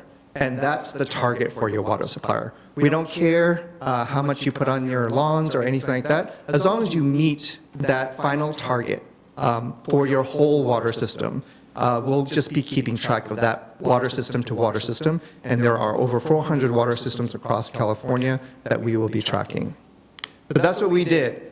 But the legislature told us, that when you're adopting these standards, these efficiency standards, make sure that you study the effects on local wastewater management, developed natural parklands, and urban tree health before you set a number, because we don't want problems to happen if you make everyone reduce their water use and things happen to the wastewater system, maybe something will happen to the developed parks or to the trees. And so that's what we did. We put together a team of researchers across these various institutions and to put together, okay, what will happen to wastewater systems if they reduce the amount of water? What if we set the target to this, and then what's going to happen to the wastewater system? Or what will happen to the trees, and what will happen to parklands? And so this may be informative to you in a variety of ways. There was like a series, a suite of studies that we did. And so hopefully you can take a few takeaways. They'll be especially relevant to you if you have or are considering centralized wastewater systems, if you maintain developed parklands, or you would like to encourage residents to save water, plant native and climate appropriate vegetation. So those, but you can also consider how these results or findings can apply to you. So first, we looked at three different scenarios. I made these last night. So, or I didn't make them, I found them and made them smaller and bigger. So, because I was like, we don't need numbers. So either like your household is using a small amount, so low, medium, and high water use, and we looked at those three different scenarios. And we looked at, okay, what's going to happen to your wastewater system? So we know that there are benefits to being more efficient about indoor water use in your home. So there'll be water savings, number one, energy savings, you can reduce your water bill, and just be ready for drought as well by having this water conservation. But what we found, and I say we, there's many institutions doing this research, is that in various wastewater conveyance systems, there could be increase of hydrogen sulfide generation due to the low amount of wastewater that would be flowing through pipes. And this will lead to corrosion in the pipes. There are many other results, findings, but this is just a list of what can happen at a wastewater treatment facility if there is low flow of wastewater into those systems, including larger amounts of solids and blockage, again, increase of hydrogen sulfide, which is the increase of acidification, disinfection problems, and if you're working on recycling, there'll be lower amounts of recycling effluent for you. And so some of the responses would be to those issues would be an increased energy use, increased amount of labor that you may need, increased chemical usage because of the concentration of the effluent, and increased repair and replacement. So those are all considerations that you need to take if you're considering saving water indoor that may not end up in your pipes. I don't know if this is good or bad news, but this is already happening with or without our regulation because of climate change, because of decreased water use across California. And so 67% of wastewater systems have already experienced annual average effluent flow or low flows that are same as the middle scenario that I was showing, the middle of what we were considering for our regulation. And so they're already experiencing those things. Making it a regulation wouldn't add too much to it because more than half, or 2/3 of water systems are already experiencing those low flow situations. And so we just need to consider, okay, in any case, because of climate change, because of drought, because of water efficiency already in homes, we need to upgrade our systems. So basically is that they're finding that wastewater systems are finding that their treatment systems are having a shorter lifespan because they're having to do more maintenance for their systems. And so this is something that you need to plan ahead for, think about for climate adaptation as, as climate change worsens for you. Yeah, so we see this across the state. Annual dry weather influent flow has declined in most regions in any case. Another thing we looked at was outdoor vegetation, especially in residential areas. So the same thing for the indoor, which was small, medium, and big. We looked at residential vegetation and landscapes. So the numbers represent what we call evapotranspiration factor. And so these represent different types of landscapes. So on the far right are these warm season grasses, which are popular, kind of a colonialized landscape look. And then the middle, and then all the way on the left is a more native plant garden landscape, which we've been trying to encourage as a team. Is that how can we encourage Californians to move toward this type of vegetation through the regulation. And then there's the middle scenario or medium scenario, which is a mix of the two and the different types of vegetation that we can look at. And so according to the Pacific Institute, a think tank, there is a lot of potential in California for outdoor water savings. With moderate landscape transformation, you can save 1 million acre feet per year. With more extensive landscape transformation, you can save 1.5 million acre feet per year. And as many of you know, there are many benefits to changing our landscapes and reducing, making outdoor water use more efficient. But reducing outdoor water use may affect, let's say, trees. If we keep reducing the amount of water we use outdoors, these could affect vegetation that we love. And there's so many benefits from trees, of course, to save energy due to shading, reduce stormwater runoff, improve water quality, improve air quality, improve public health, provide wildlife habitat. So trees are good. So how can we save water and save trees at the same time? So a couple of the studies related to this. So I believe it was Sacramento State that conducted the study during the COVID pandemic. So they had all these plans for these studies. They got the money to do the studies, and then they got into lockdown, and they had to figure things out. And so they did some things more locally. They looked at tree health and the different types of ways you can water lawns and trees and their effects. So because when there's a drought declared, maybe in your community, people then may stop watering their residential landscapes. And so what happens? So you can see the comparison between if you are just regularly watering your landscape lawn, and then if you change to a drip irrigation, or if you stop watering your landscape altogether, what happens to the trees? And you can see here that, I don't know how to do the pointer, but I'm pointing. The difference between lawn and drip is not very significant. That you could switch to a drip irrigation system and still maintain the health of the trees in the landscape. But if you just stop watering altogether, of course, that will have bad effects on the trees.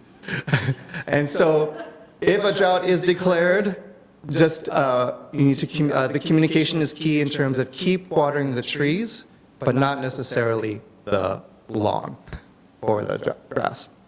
The other study, so I'm kind of throwing these findings out to you, and you can catch the things that you feel are relevant and you can take back with you, is looking at what types of trees have been planted in California.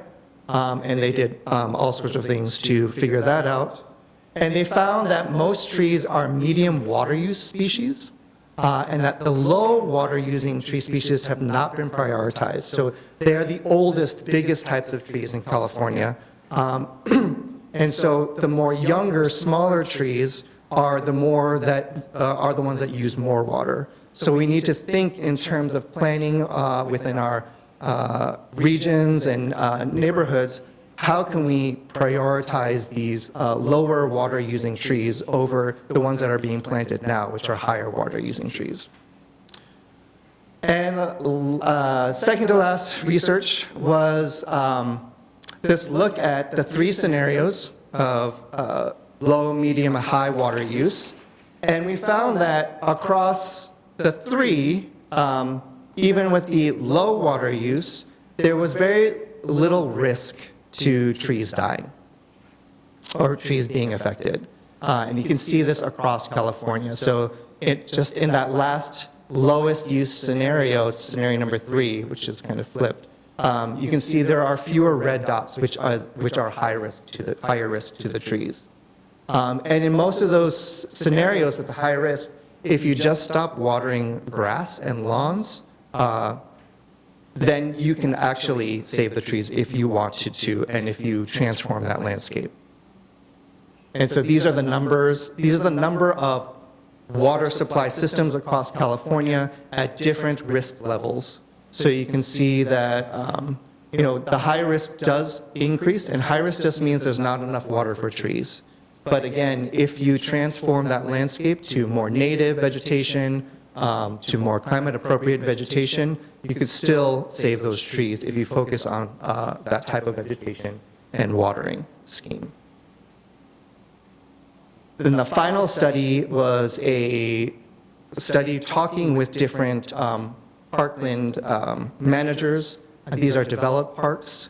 And could we apply our drought approaches and drought interventions to developed parklands? And in long answer, well, too long didn't read answer is that it's hard to apply drought approaches to developed parklands. Number one, because they're saying it's too complicated, like the management would be more, we need more labor, and it'll be more expensive to, let's say, do drip irrigation throughout a developed parkland, to change the vegetation of a developed parkland.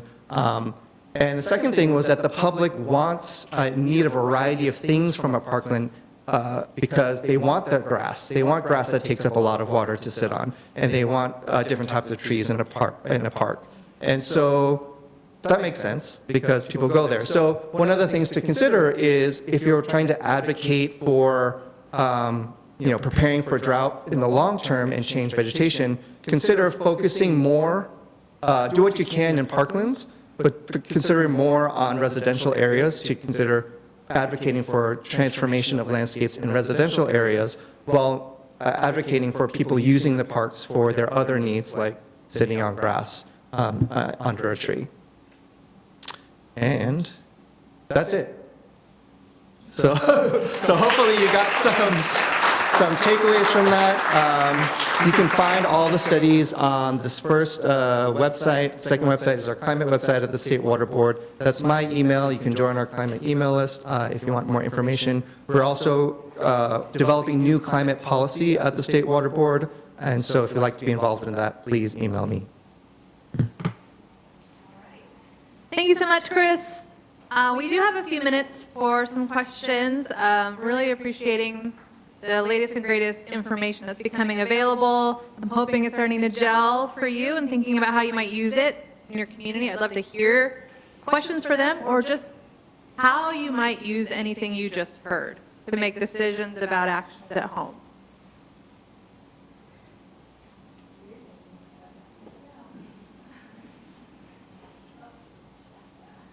I mean, I always have questions. Ugh, and my back hurts. Ugh, getting old sucks. So for any of you, if there's a tribal community that wants to get data and information to help inform their adaptation planning, what do you recommend in terms of working with organizations such as the ones you represent?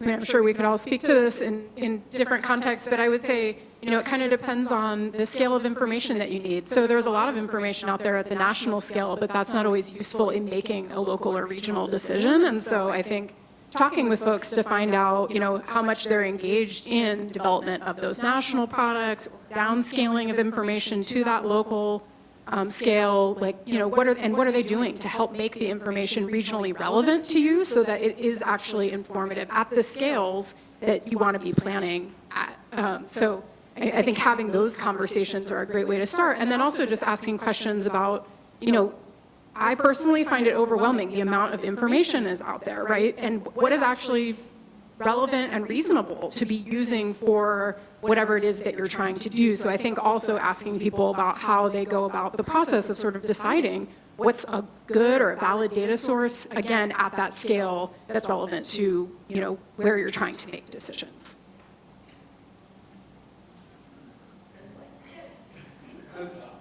Sure. I think as Paula mentioned, for California, we don't always collect data from tribal lands, especially like drinking water data, which we collect at the State Water Board.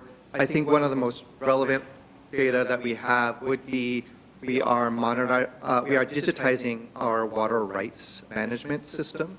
So we are scanning paper documents from like 100 years ago. And all of this will then be made available to the public. So you can see And we're trying to do also real-time collection of data where the water is flowing. And so I would say, keep an eye on that if you're interested in what's happening with that. I can give you that information. But that could be relevant information in terms of planning. And we're not working on, at the State Water Board, we're saying we're not working on water rights reform, but we are trying to get the data out there. And definitely for NOAA, don't email communications@noaa.gov on the page, because that won't hook you up with anybody, unfortunately. So to address that, finding the right people to get you looped in to stay aware of new things coming out, what's being produced and what's being made available, what's under kind of review and open for information. And so there's different avenues for that. I know this is a great answer to how do you break the barrier down to find out who to get in touch with. But from the NOAA side, certainly the National Weather Service, your local county warning area, or WFO Weather Forecast Office is a great place to start. The warning coordination meteorologist is a great person to reach out to. There's other folks who are kind of more in charge of the climate data. If you're interested in getting information that's archived somewhere, or perhaps getting a station on your hands into that. And those folks can also connect you with other groups doing this work and putting on presentations, getting folks together so that you can figure out who exactly should I contact to get a hold of specific information. A little bit of a navigational challenge, but never hesitate to pester people. You can pester me, and I can try and put you in touch with folks. NOAA does have a growing tribal liaison group. Each line office has one, and there's a really burgeoning community that's working to connect everyone. One thing I would add in California also is we do water quality, and so we are working and talk with some of the folks here that are working on tribal beneficial uses of surface water bodies, and so how we are tracking that, I can connect you to those people as well. And I just wanted to add, like, just sort of to your point, right? Who the heck should I be talking to? I mean, I personally, and I would guess these two also as well, if you don't know, feel free to ask. I mean, we spend a lot of our time looking at data and knowing who's doing what. That's kind of, as a scientist, that's part of my job. So I'm happy, I'm not an expert in everything, but I certainly know folks who might be an expert in something that you're looking for. So rather than, trying to navigate websites and figure out who you should be talking to, happy to connect you with folks so you don't have to try and do that searching. Oh, great.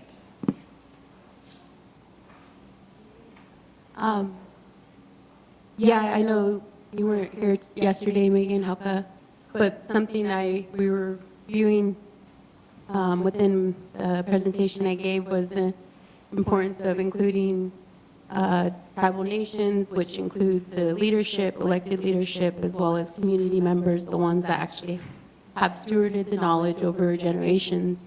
And so within your presentation, I had a question, because I know you did list 2 Kumeyaay tribes or bands. Is it the actual staff, or is it the actual leadership, or community? And so that's just one question. And then the other question, because I think you did claim you're trying to be allies to cultural burners. So who are you working with? What cultural burners?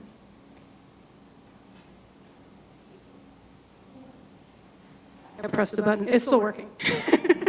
Well, I'll start with the second part of the question. I mean, yeah, we are trying to work with folks who are cultural burners. So like up in the Santa Barbara region, Teresa Romero is busy training fire stewards, Chumash fire stewards, and so supporting her in that work to do the work that she wants to do, being able to put on an indigenous-led TREX, which is a prescribed fire training. She wants to do that from a cultural fire perspective, because currently the ways that those trainings are put on are from the Western, fire perspective. So just supporting some of that.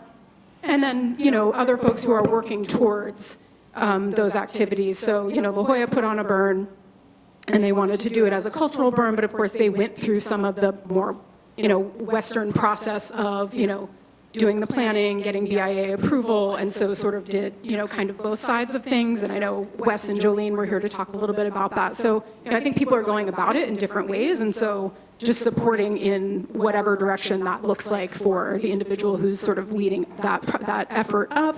And we're working with the Intertribal Long-Term Recovery Foundation, as I know some of those folks are interested in supporting more advancement towards cultural burning, and so taking their lead in terms of what they'd like to be doing. And then in terms of who we, are working with on some of these things, it depends on the tribe. Sometimes it is the staff, but the staff are making connections to community. Sometimes it's starting with community.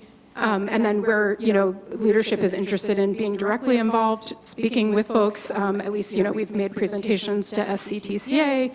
I've gone to some meetings with some tribal councils and spoken with some tribal leaders. It just kind of depends on the capacity and interest of leadership to play a direct role in some of what we're doing, based on kind of the activities of the different tribe, but trying to make connections wherever people are interested in working with us and talking with us. But, it's been at different levels with different tribes. Sure. So I just highly encourage you to work with Kumeyaay cultural burners, because your institution is on Kumeyaay land, and you guys have yet to do that. And yeah, I know for Viejas, it's just their staff, because when I was asking their leadership as well as their community members, they're not really aware of this. And that's kind of the gaps that need to be filled within all the work that we do in order it to be a full circle effort and not just serve the relative mentioned earlier, that chosen person or that, the person who has that connection, because it is important work.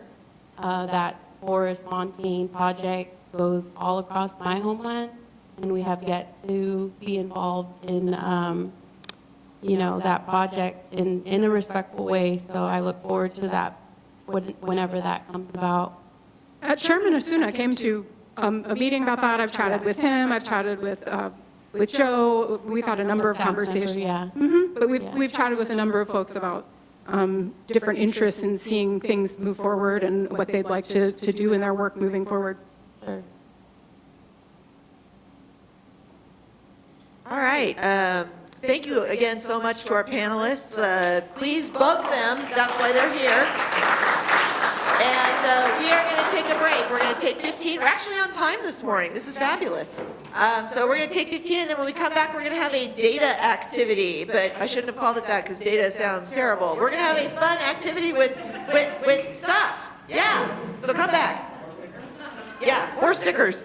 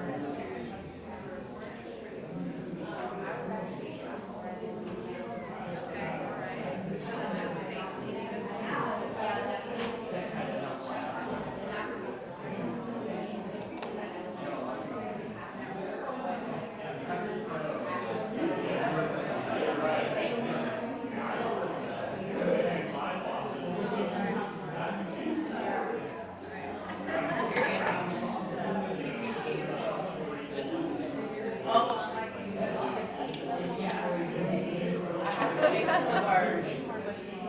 trying to get it done.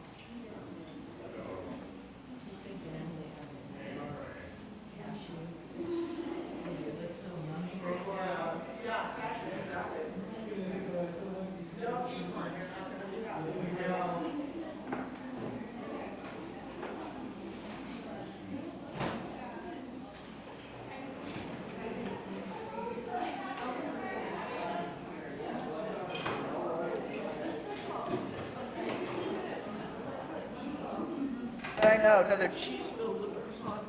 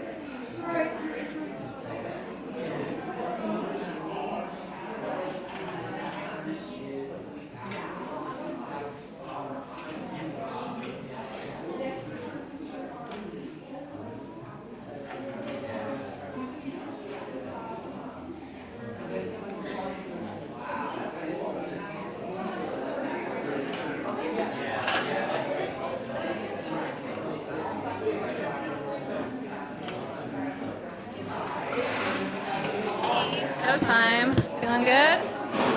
Okay. Do y'all know what order you're going in? I have you this one first.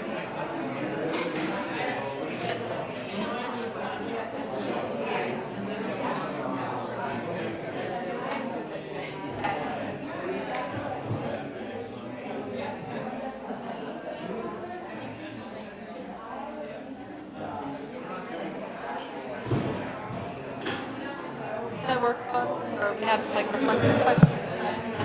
All right, folks, I'm going to use my teacher voice on you. Time to sit down and shut up. No. To wrap up those final break time conversations, as we've got some good demonstrations coming up for you if you want to take your seats. And Angie will introduce our next panelists. All right, hi, folk. Come on back. Paging all data people. My friends in the back, let's all get our seats, and we have a good session for you coming right up. Coach has to go.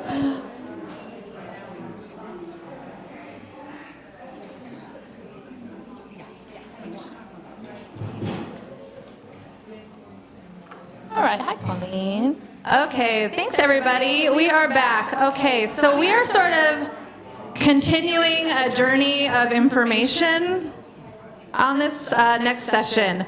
What's often very true is that there are lots of stages of the information cycle, right? So like there are, our last session we talked about folks doing the research, the raw research that will sometimes inform a report, and sometimes that turns into a data tool, and sometimes those data tools get better and better and better with visualization and doing more of the work to really help you navigate the right information and use it with visualizations and all these things. So that's the goal, is that we muscle more of this information in ways that actually reaches you, that's navigatable, it's digestible, it's meaningful, so that when you need it, you have it. And so what we're going to do in this next workshop is hear from folks that are producing those kinds of tools. And this particular one, because the theme of this conference, these 2 days, is on implementation, we're going to focus on the tools that you might need in real time. So we were talking earlier this morning about the buckets of information that there are. Sometimes you need information that's like a trend line information to understand your long-term risks, and you might use that for your adaptation planning process. Sometimes you might need something more real-time, like, hey, I'm in the middle of a heat disaster, I'm in the middle of a wildfire, I'm in the middle of a drought. Where can I go for information about what's happening right now so that I can communicate it to my community now and actually maybe do something about it? So there's real time, meaning like what's happening today, and then there's also short-term outlooks. So like you can do a little bit to prepare ahead of the thing that's coming, which might be a big heat wave or storms and flooding. And so that's the kind of tools we're going to be talking about today, is using it when it really matters, right? Like not to plan, but to act. All right, so I'm excited to introduce our panel. I'm just going to tell you who they are first, and then they're each going to present, and again, we'll have time for Q&A at the end. So first, we'll hear from Eric Hummelman. He is with the Center for Disease Control, CDC. Then we'll hear from Bailey Smith from the California Air Resources Board, and then we will hear from Colleen Bodenreiter. I got that right, didn't I? Oh, yay. From the Public Health Alliance and Southern California, along with Savannah North, who is out here for questions. Okay. And then also our friend Lori Montserrat, who's working with us, but she's actually going to be talking to you about watch duty today. Okay, so Eric, you're up first. Thanks for being here.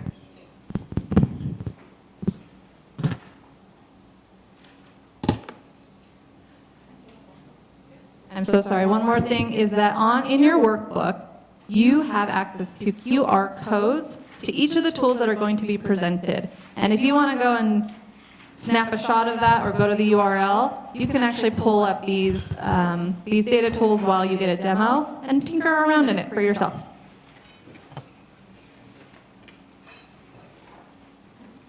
Great. Thank you for having me. This has been extremely interesting and useful for me coming from the federal level to get to see a lot of the experience that y'all have working at the local level. So what I'm going to do is give a real brief presentation on a couple of tools we have at CDC. And then, as I said, you can go in with the QR codes and play around with them. I find that to be a lot more helpful than just listening to someone show you slides. So first, just as a little background, this is the Heat and Health Tracker that has been live now for over a year. It's a free publicly available online tool that helps emergency and public health planners prepare for and respond to extreme heat events. It brings together data from across different federal agencies to provide timely, user-friendly, local-level heat and health information that can inform decisions and public health actions, describe and locate at-risk populations, and determine resources and potential needs. The Heat and Health Tracker content includes current historical and future projected temperatures, heat-related health effects, and population and community characteristics. The users can search for information by county or zip code. They can create custom maps, view data snapshots, and access guidance and resources from across the federal government. Pretty map, a lot of red. So this is the Heat and Health Index, which is one of the tools that's available on the Heat and Health Tracker. It's the first nationwide tool to combine zip code level data on heat-related illness, pre-existing health conditions, and sociodemographic factors, as well as natural and built environment factors, to identify communities where people are most likely to feel the harmful effects of extreme heat on their health. By delivering a single ranking for each zip code, the Heat and Health Index helps public health officials, city planners, policymakers, and community members pinpoint areas most likely to experience negative health outcomes from extreme heat. You can access this, like I said, through the Heat and Health Tracker, via a tab on the left side of that tracker if you're in the tool. You can then search by your zip code to get detailed information about the risk factors in your area, and you can download the data. The Heat and Health Index is a collaborative initiative from the Agency for Toxic Substance and Disease Registry, ATSDR, their Geospatial Research, Analysis and Services Program, otherwise known as GRASP, and CDC's Climate and Health Program, where I work, and also the Environmental Public Health Tracking Network, which is one of our sister branches. I know at least one person here works in the tracking network. And then, to get to the main tool that I want to focus on, this is the heat risk forecast tool. It was developed by CDC and the National Weather Service. It provides a 7-day heat forecast nationwide, tells you when temperatures may reach levels that could harm your health.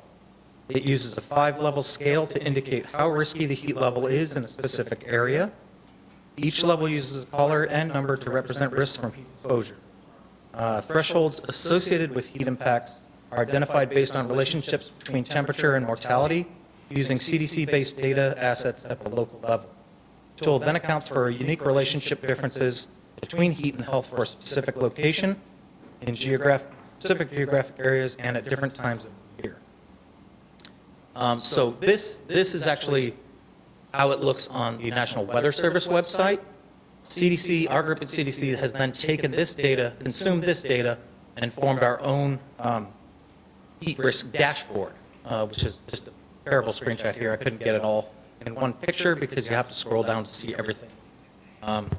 But the CDC heat risk dashboard allows people to access important heat and health information in an easy-to-use, intuitive, mobile-friendly interface.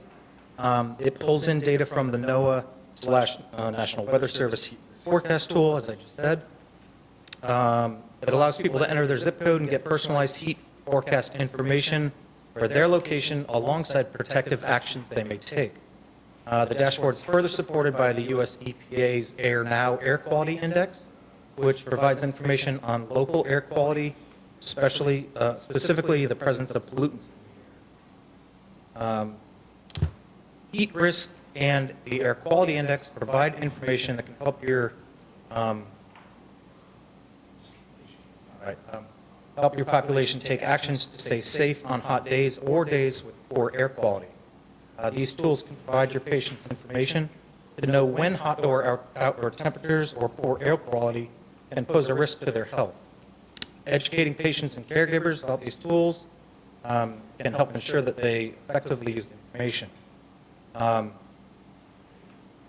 So categories are color-coded, as I said, and numbered. I won't read the whole slide, but basically they're going to give you an idea of what condition you're under currently, and then what actions you may take.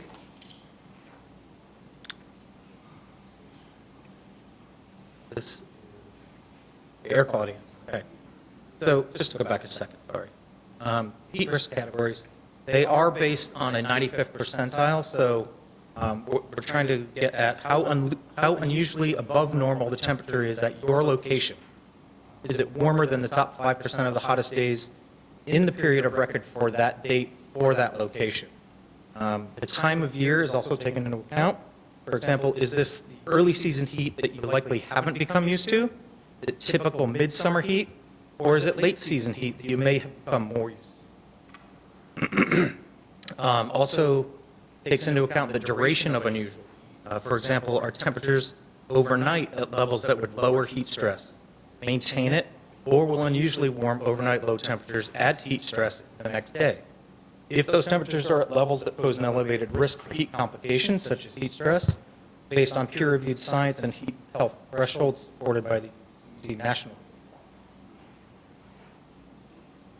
This is from the AQI, from EPA's Air Now. The EPA developed the Air Quality Index to communicate whether air quality is healthy. It's nationally available and reflects the contribution of common air pollutants to air quality, such as ozone, particle pollution or particulate matter, carbon monoxide, sulfur dioxide, and nitrogen dioxide. The AQI value is based on the pollutant with the highest concentration in the air, and the values are divided into 6 color-coded categories, as you can see here. The highest values correspond to greater amounts of air pollution and greater health concerns. One thing to mention is the AQI does not include pollen counts, which means on some days the AQI may be low even though pollen levels in the air are high. High pollen counts, as you know, can make asthma, flare, and individuals with seasonal allergies. It's reported on a scale from 0 to 500, with 0 to 100 representing satisfactory air, and 100 and above being very unhealthy air. But for some sensitive individuals, even an AQI of 51 to 100 may worsen symptoms of disease. And then here, I'm not sure if we can get it to work or not, but there's just a real brief video to get you familiar with the heat risk dashboard before you go and play with it.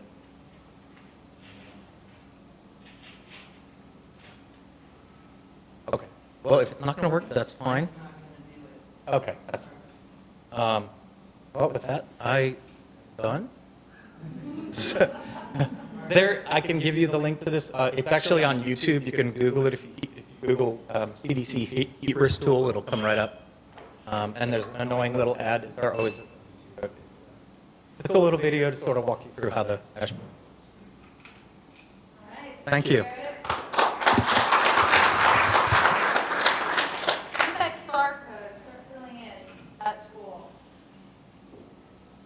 All right, next up we have Bailey Smith from CARB.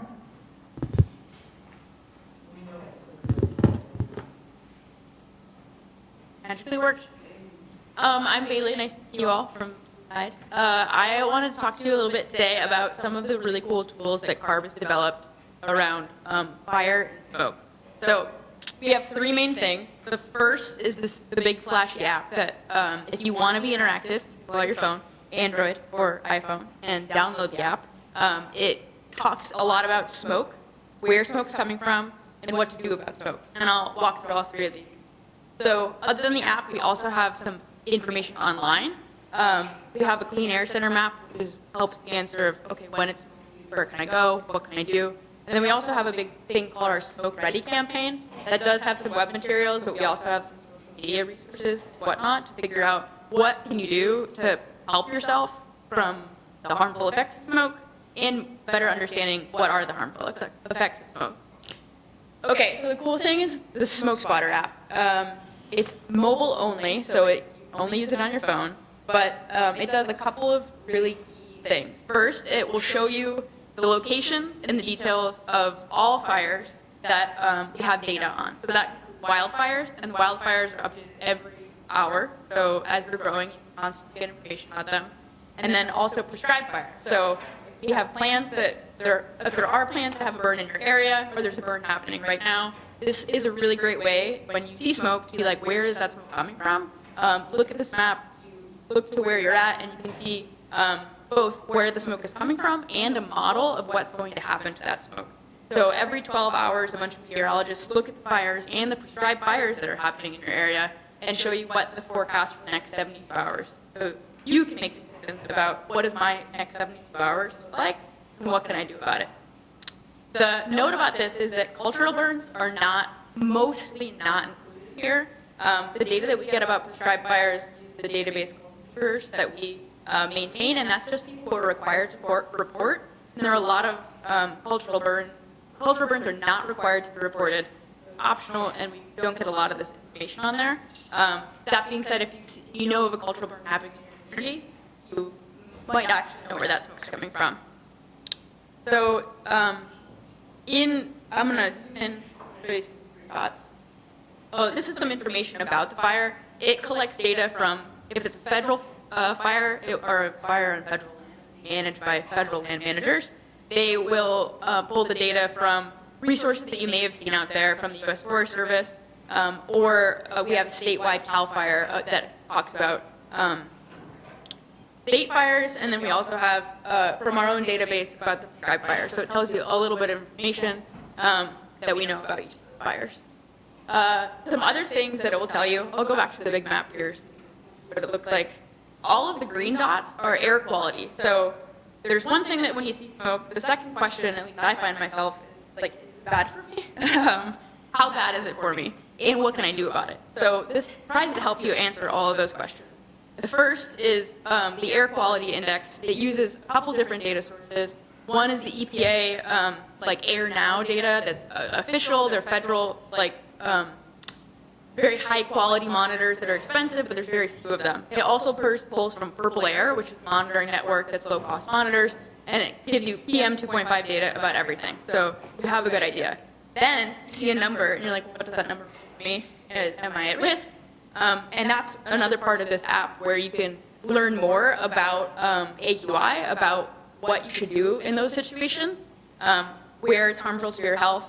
And the other really cool thing is kind of what to do. So this pulls from our Smoke Ready campaign, but it tells you, how do you create a clean airspace in your home?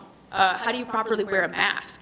How do you create a filter? And if all of those things aren't available to you, we now also have a layer that has clean air centers. So there's permanent clean air centers that are there forever. That's a safe space, air, if you don't have that space at home. And then there's also temporary ones that are usually in response to a large wildfire. So this, I also just want to add that the whole map and all of the materials are available in Spanish as well. So trying to be more accessible in that way. If you're not a phone user, for some reason, we also have online resources. This Clean Air Center map can be really helpful. The thing that we are adding this year, and there's someone mentioned before, the cooling centers data isn't quite available, but sometimes those clean air centers, and community spaces are all the same spots. So we're going to add cooling centers on there so it can also be responsive to heat events. The last thing is the Smoke Ready website, and that's just another way to access some of the information about how to keep yourself safe when there is smoke. So that is most of, the thing. I think it's a really good transition to Watch Duty, which is another way to have more information about smoke.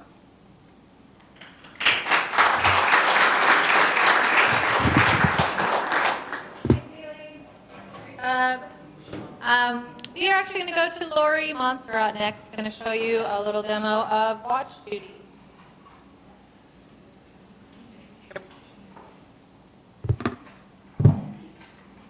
Not used to having to not use my computer. So if you haven't used it, Watch Duty's an app, and I have permission from Watch Duty to give you this information about their app. It's an app for phones, and you can also use it on the computer that tells you where a wildfire is and how big it is. They only report official information. So if a tribal government gives them the information, it'll be reported, or CAL FIRE or any emergency management group gives them. But they won't take a report from me, Lori Montserrat. But I can snap a picture of the fire that's near my house and that will be posted with the timestamp. But if I say, oh, you know, take Simpson Lane to get out, they don't report that. They have it now in 13 states, so I think it's as far east as Montana. The free version gives you alerts for your own county or for any county you choose, and it'll pop up as an alert on your phone and email if you so choose.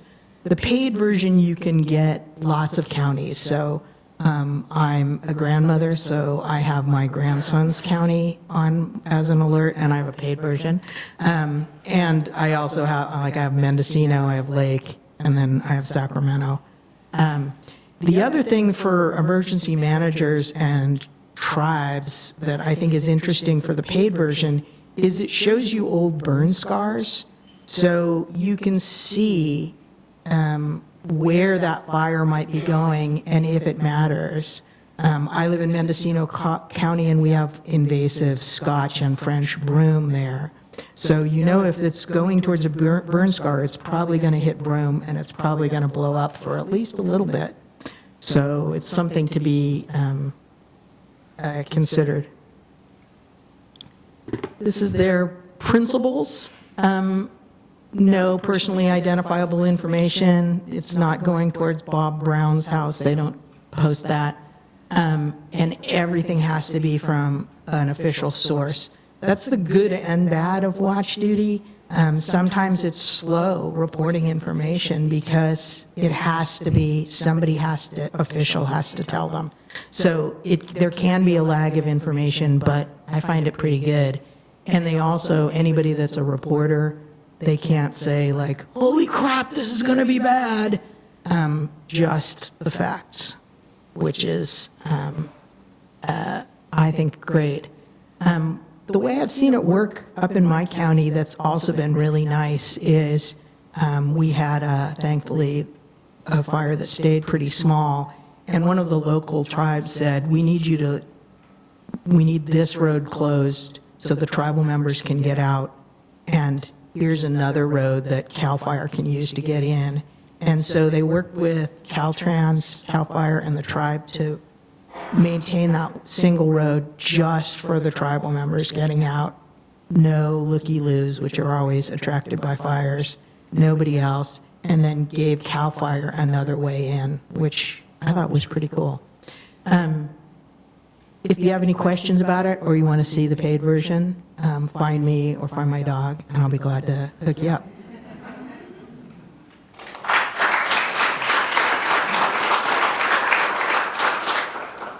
All right. Thank you, Lori. Last but not least, we have Colleen to share about the Healthy Places Index.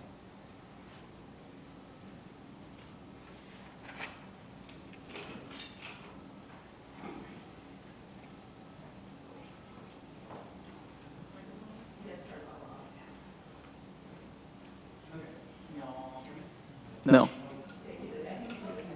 Well, yes? Working? Okay. Perfect.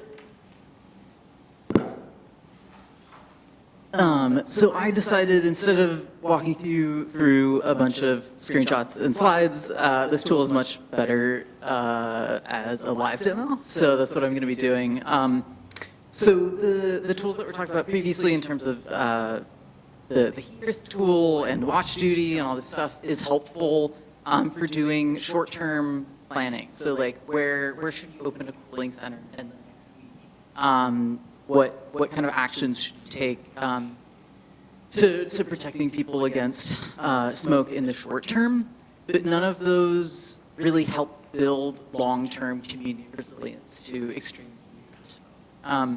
So I'm going to kind of transition the focus to a longer-term tool. And yeah, it's called the California Healthy Places Index Extreme Heat Edition. It's developed by my organization, the Public Health Alliance of Southern California, and it was developed in partnership with the UCLA Luskin Center for Innovation.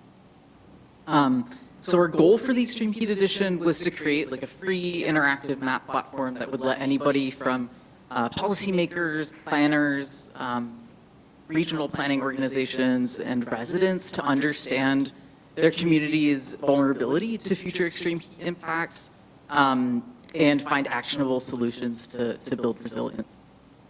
So there are a few features and functions of the Extreme Heat Edition that I'm going to demonstrate. One of the core components of the tool, and just for the purposes of this tool, also San Diego, since that's where we are. One of the nice things about the tool is that you can actually define community as anything that you see here. So it can be a census tract, but it could also be a zip code, or a city, or a county, or a school district. So that's one of the really neat things about it. All right, we'll do zip code. That's what the live demo is for, and I'll just scroll into Paula. So one of the core features of the map is our climate and community conditions panel. So with just a click of a button, you can click on a community and you can find our default measure of extreme heat that's displayed on the map. So that's extreme heat days above 90 degrees at mid-century. And if you scroll down, you can see the California Healthy Places Index score for that community. And if you're not familiar with the Healthy Places Index, it's a combined measure that combines measures of economic well-being, neighborhood well-being, into one score. So you can easily tell how healthy the local communities are in a particular area. And if you want to find out more information, you can scroll down and have access to literally dozens of indicators of exposure and heat vulnerability. So here you can see all the heat exposure measures that we have available on the map. So that includes days above 100 degrees Fahrenheit at both mid-century and end 21st century. Extreme heat days above 90 degrees at both mid-century and end 21st century. And then extreme heat days above the historical baseline. So that's just the 98th percentile of extreme heat back before the 1990s. So you can also scroll down and see place-based measures of vulnerability. So you can see economic measures like above poverty, median household income.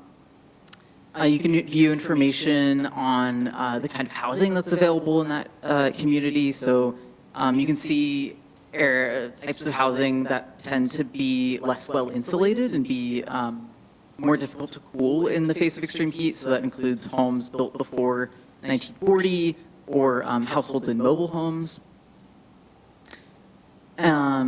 And then we also have information on population sensitivities. So we have chronic health conditions that are associated or exacerbated by extreme heat, like asthma, diabetes, heart disease. We have information on sensitive populations like mothers and infants, older adults, and more. And finally, we also have information on race and ethnicity. So big surprise here, not really. In Paula, we have a large American Indian and Alaska Native community, and you can just view the demographic characteristics of the community. And that's really the bread and butter of this tool is you can just click on a community and access dozens of indicators of population vulnerability without doing much digging around in a bunch of different data sources. Is there anything else I wanted to mention? Yeah, so this can help you get a better understanding of who your sensitive populations are, who you might want to focus outreach to, and what adaptation solutions might make the most sense in you. So the other feature that I wanted to demonstrate is we also have the resources to address extreme heat directly within the tool. So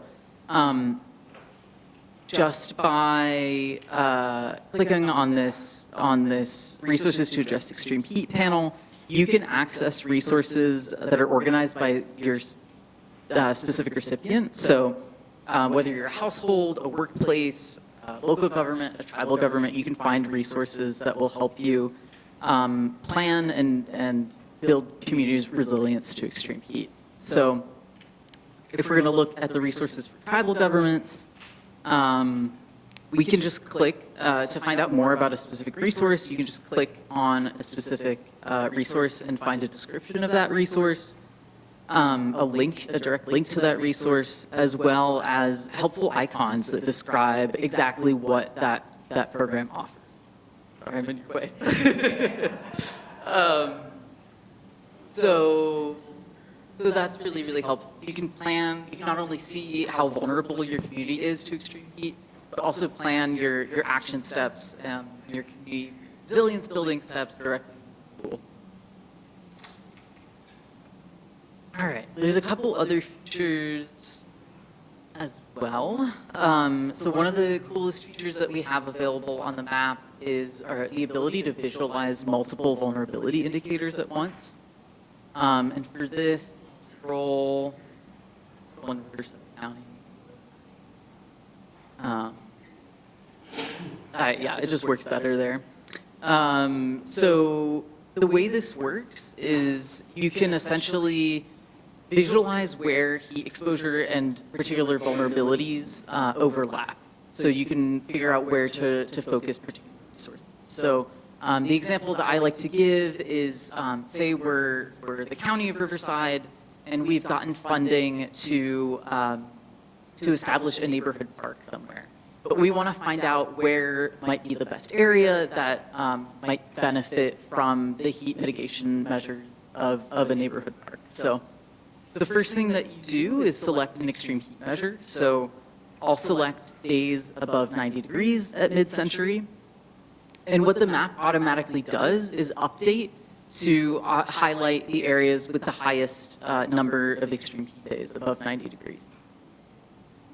And then you can select any other vulnerability indicator. So in this case, I'll scroll down. I want to figure out areas that have low tree canopy coverage as well.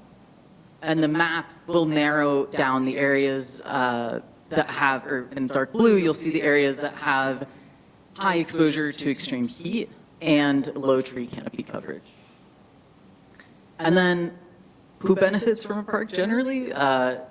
We often think of like youth as benefiting from parks, so we want to find out where there's a large youth population. So we can scroll down to our people category, scroll through all these wonderful indicators, and we can select the population 5 to 14 years old. And so now the areas in dark blue are reflective of areas that have high heat exposure, low tree canopy coverage, and a high youth population that could benefit from the park. And you might say, what if I'm interested, this is all great, but what if I'm interested in targeting my resources to American Indian, Alaska Native communities, or a certain other population? You can actually use multiple features on top of each other within the tool. So the last feature I'll demonstrate is, I don't know. Okay, it's bad. Okay, my bad. The last feature I'll demonstrate is our filter by race and ethnicity feature. So I can actually click on the American Indian or Alaska Native population, and it automatically implements a filter of, it shows the areas that have at least 100 people that identify as American Indian or Alaska Native alone. But yeah, I can also change that, and I can change it from 100 to 500 or whatever, but I could also change it to a certain percentage of the population. So if I wanted to say 5% of the population, at least 5% of the population has to identify as Native American, I can also do that. And so now we can see areas that in dark blue meet all of our criteria that we established before and have a high Native American population. So that includes the Saboba Reservation and near Hemet. And yeah, that's essentially, that's all that I wanted to cover. And so basically what I wanted to highlight is that both short-term and long-term planning solutions and tools are really important. And we actually have a grant to work with Paula and Prosper Sustainably to take this tool and create a new panel and new feature that will help tribes actually use this tool for extreme heat climate adaptation. So, yeah, that's it.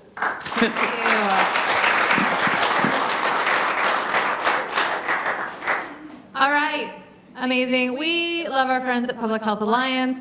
Can't wait to work with them. Can't wait to work with them to really try to make this as meaningful and useful to tribes as possible. I realize now that that was a very California-centric conversation, but you all have the Healthy Places Index is in other states too, right?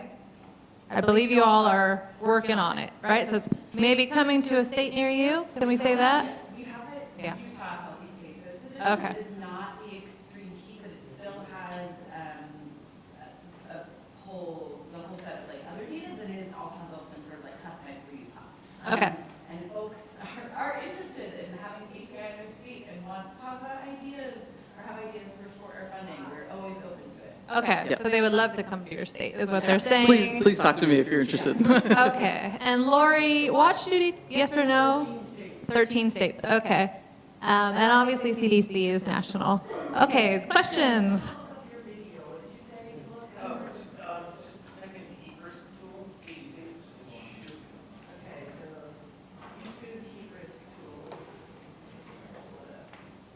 Quick question for the panelists. These are amazing tools, so thank you so much for informing us of them.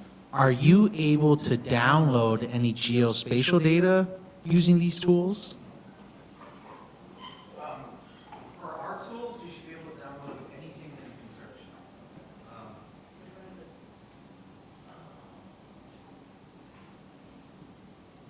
I'll go in the meantime. So the Healthy Places Index has a data download tool. It's actually an API, so you can access it programmatically, but you can also download it as an Excel file. So that goes by for any of the geographies that we have available on the map. So counties, cities, zip codes, census tracts, and for any of the extreme heat indicators or vulnerability. So.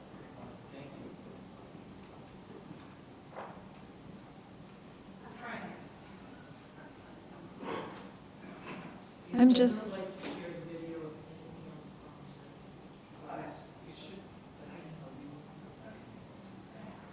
I'm curious if you're tracking who is accessing each of your websites and what they're accessing on the website.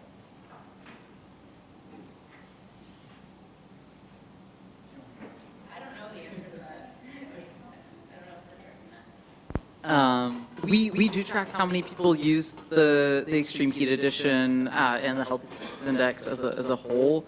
I think it's been used, it's been accessed 12,000 times by 7,000 people since I its am a member of launched. Big Pine Paiute Tribe, and I am the former chairwoman of the tribe.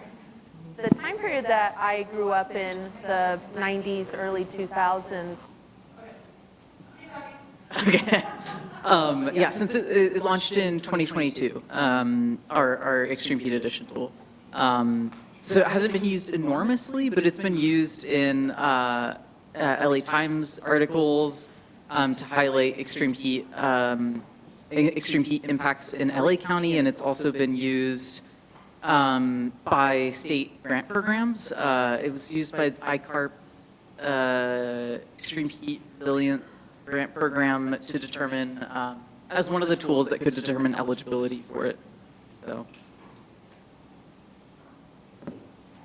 I have a question for Eric. So the heat tracker looks like an amazing tool. Really glaring issue for me is that Alaska was not part of that national tool, the heat risk which is concerning because we have 229 out of the 574 federally recognized tribes in the state, and we're also disproportionately at risk to cardiorespiratory visits I'm going to during give an overview heat of events in the the heat summer risk. months.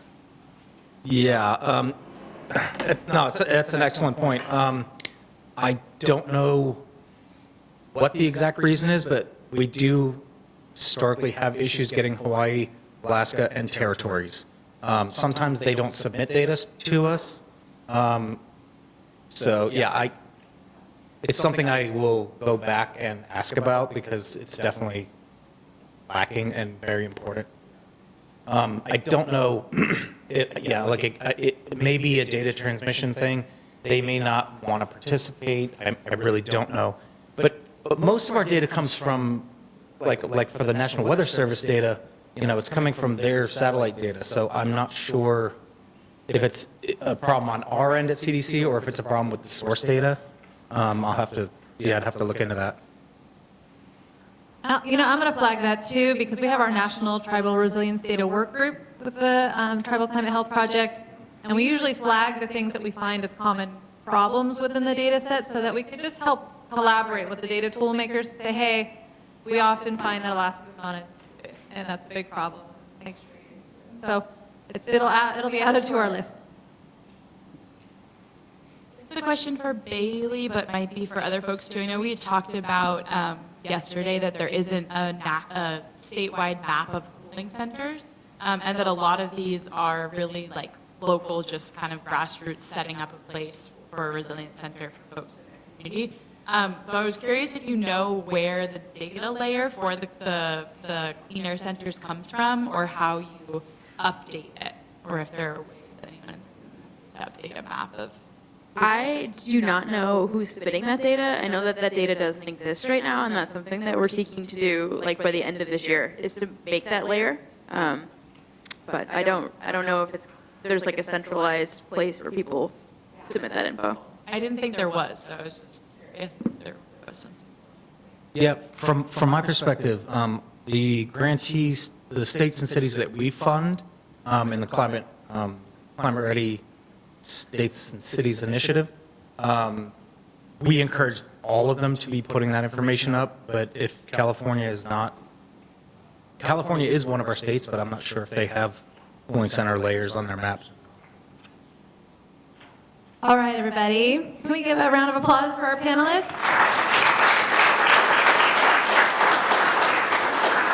I harass them so often. I know they're really hard at work making their tools better and better. One thing I want to do is just an invitation for the tribal serving practitioners in the room on page 20 of your workbook. Again, that's where the QR codes are if you want to tinker around in those tools. And all we've done is prompt you with a reflection opportunity here for whenever you have some time. Probably don't do it at lunch. You probably want to talk and eat. But it says, imagine you're in the middle of a heat or wildfire disaster on your lands, and it's your job to protect your members and residents. Use one or more of these tools to identify useful real-time information for your tribe. How might you use these tools to take action? What other information might you wish you had access to? That last question, you've got a lot of tool people in the room that would love your input on that. Go harass them over lunch or something. They will love it if you give them an earful. All right, lunchtime, everybody. So we have until, what time, Shasta? Do you have that handy? Oh my gosh, we've never been early. Okay. All right. Well, should we come back at 1? You want to come back at 1 or 1:15? All right, let's come back at 1. All right, thanks, everybody.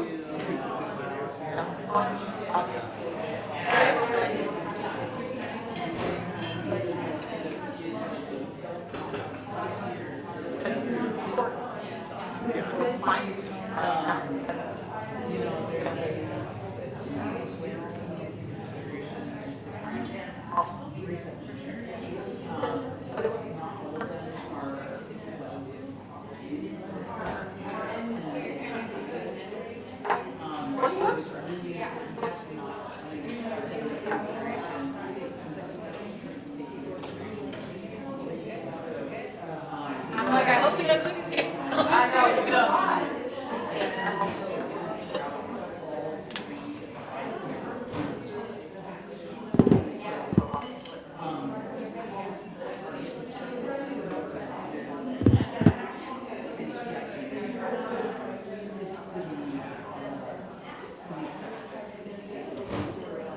We want to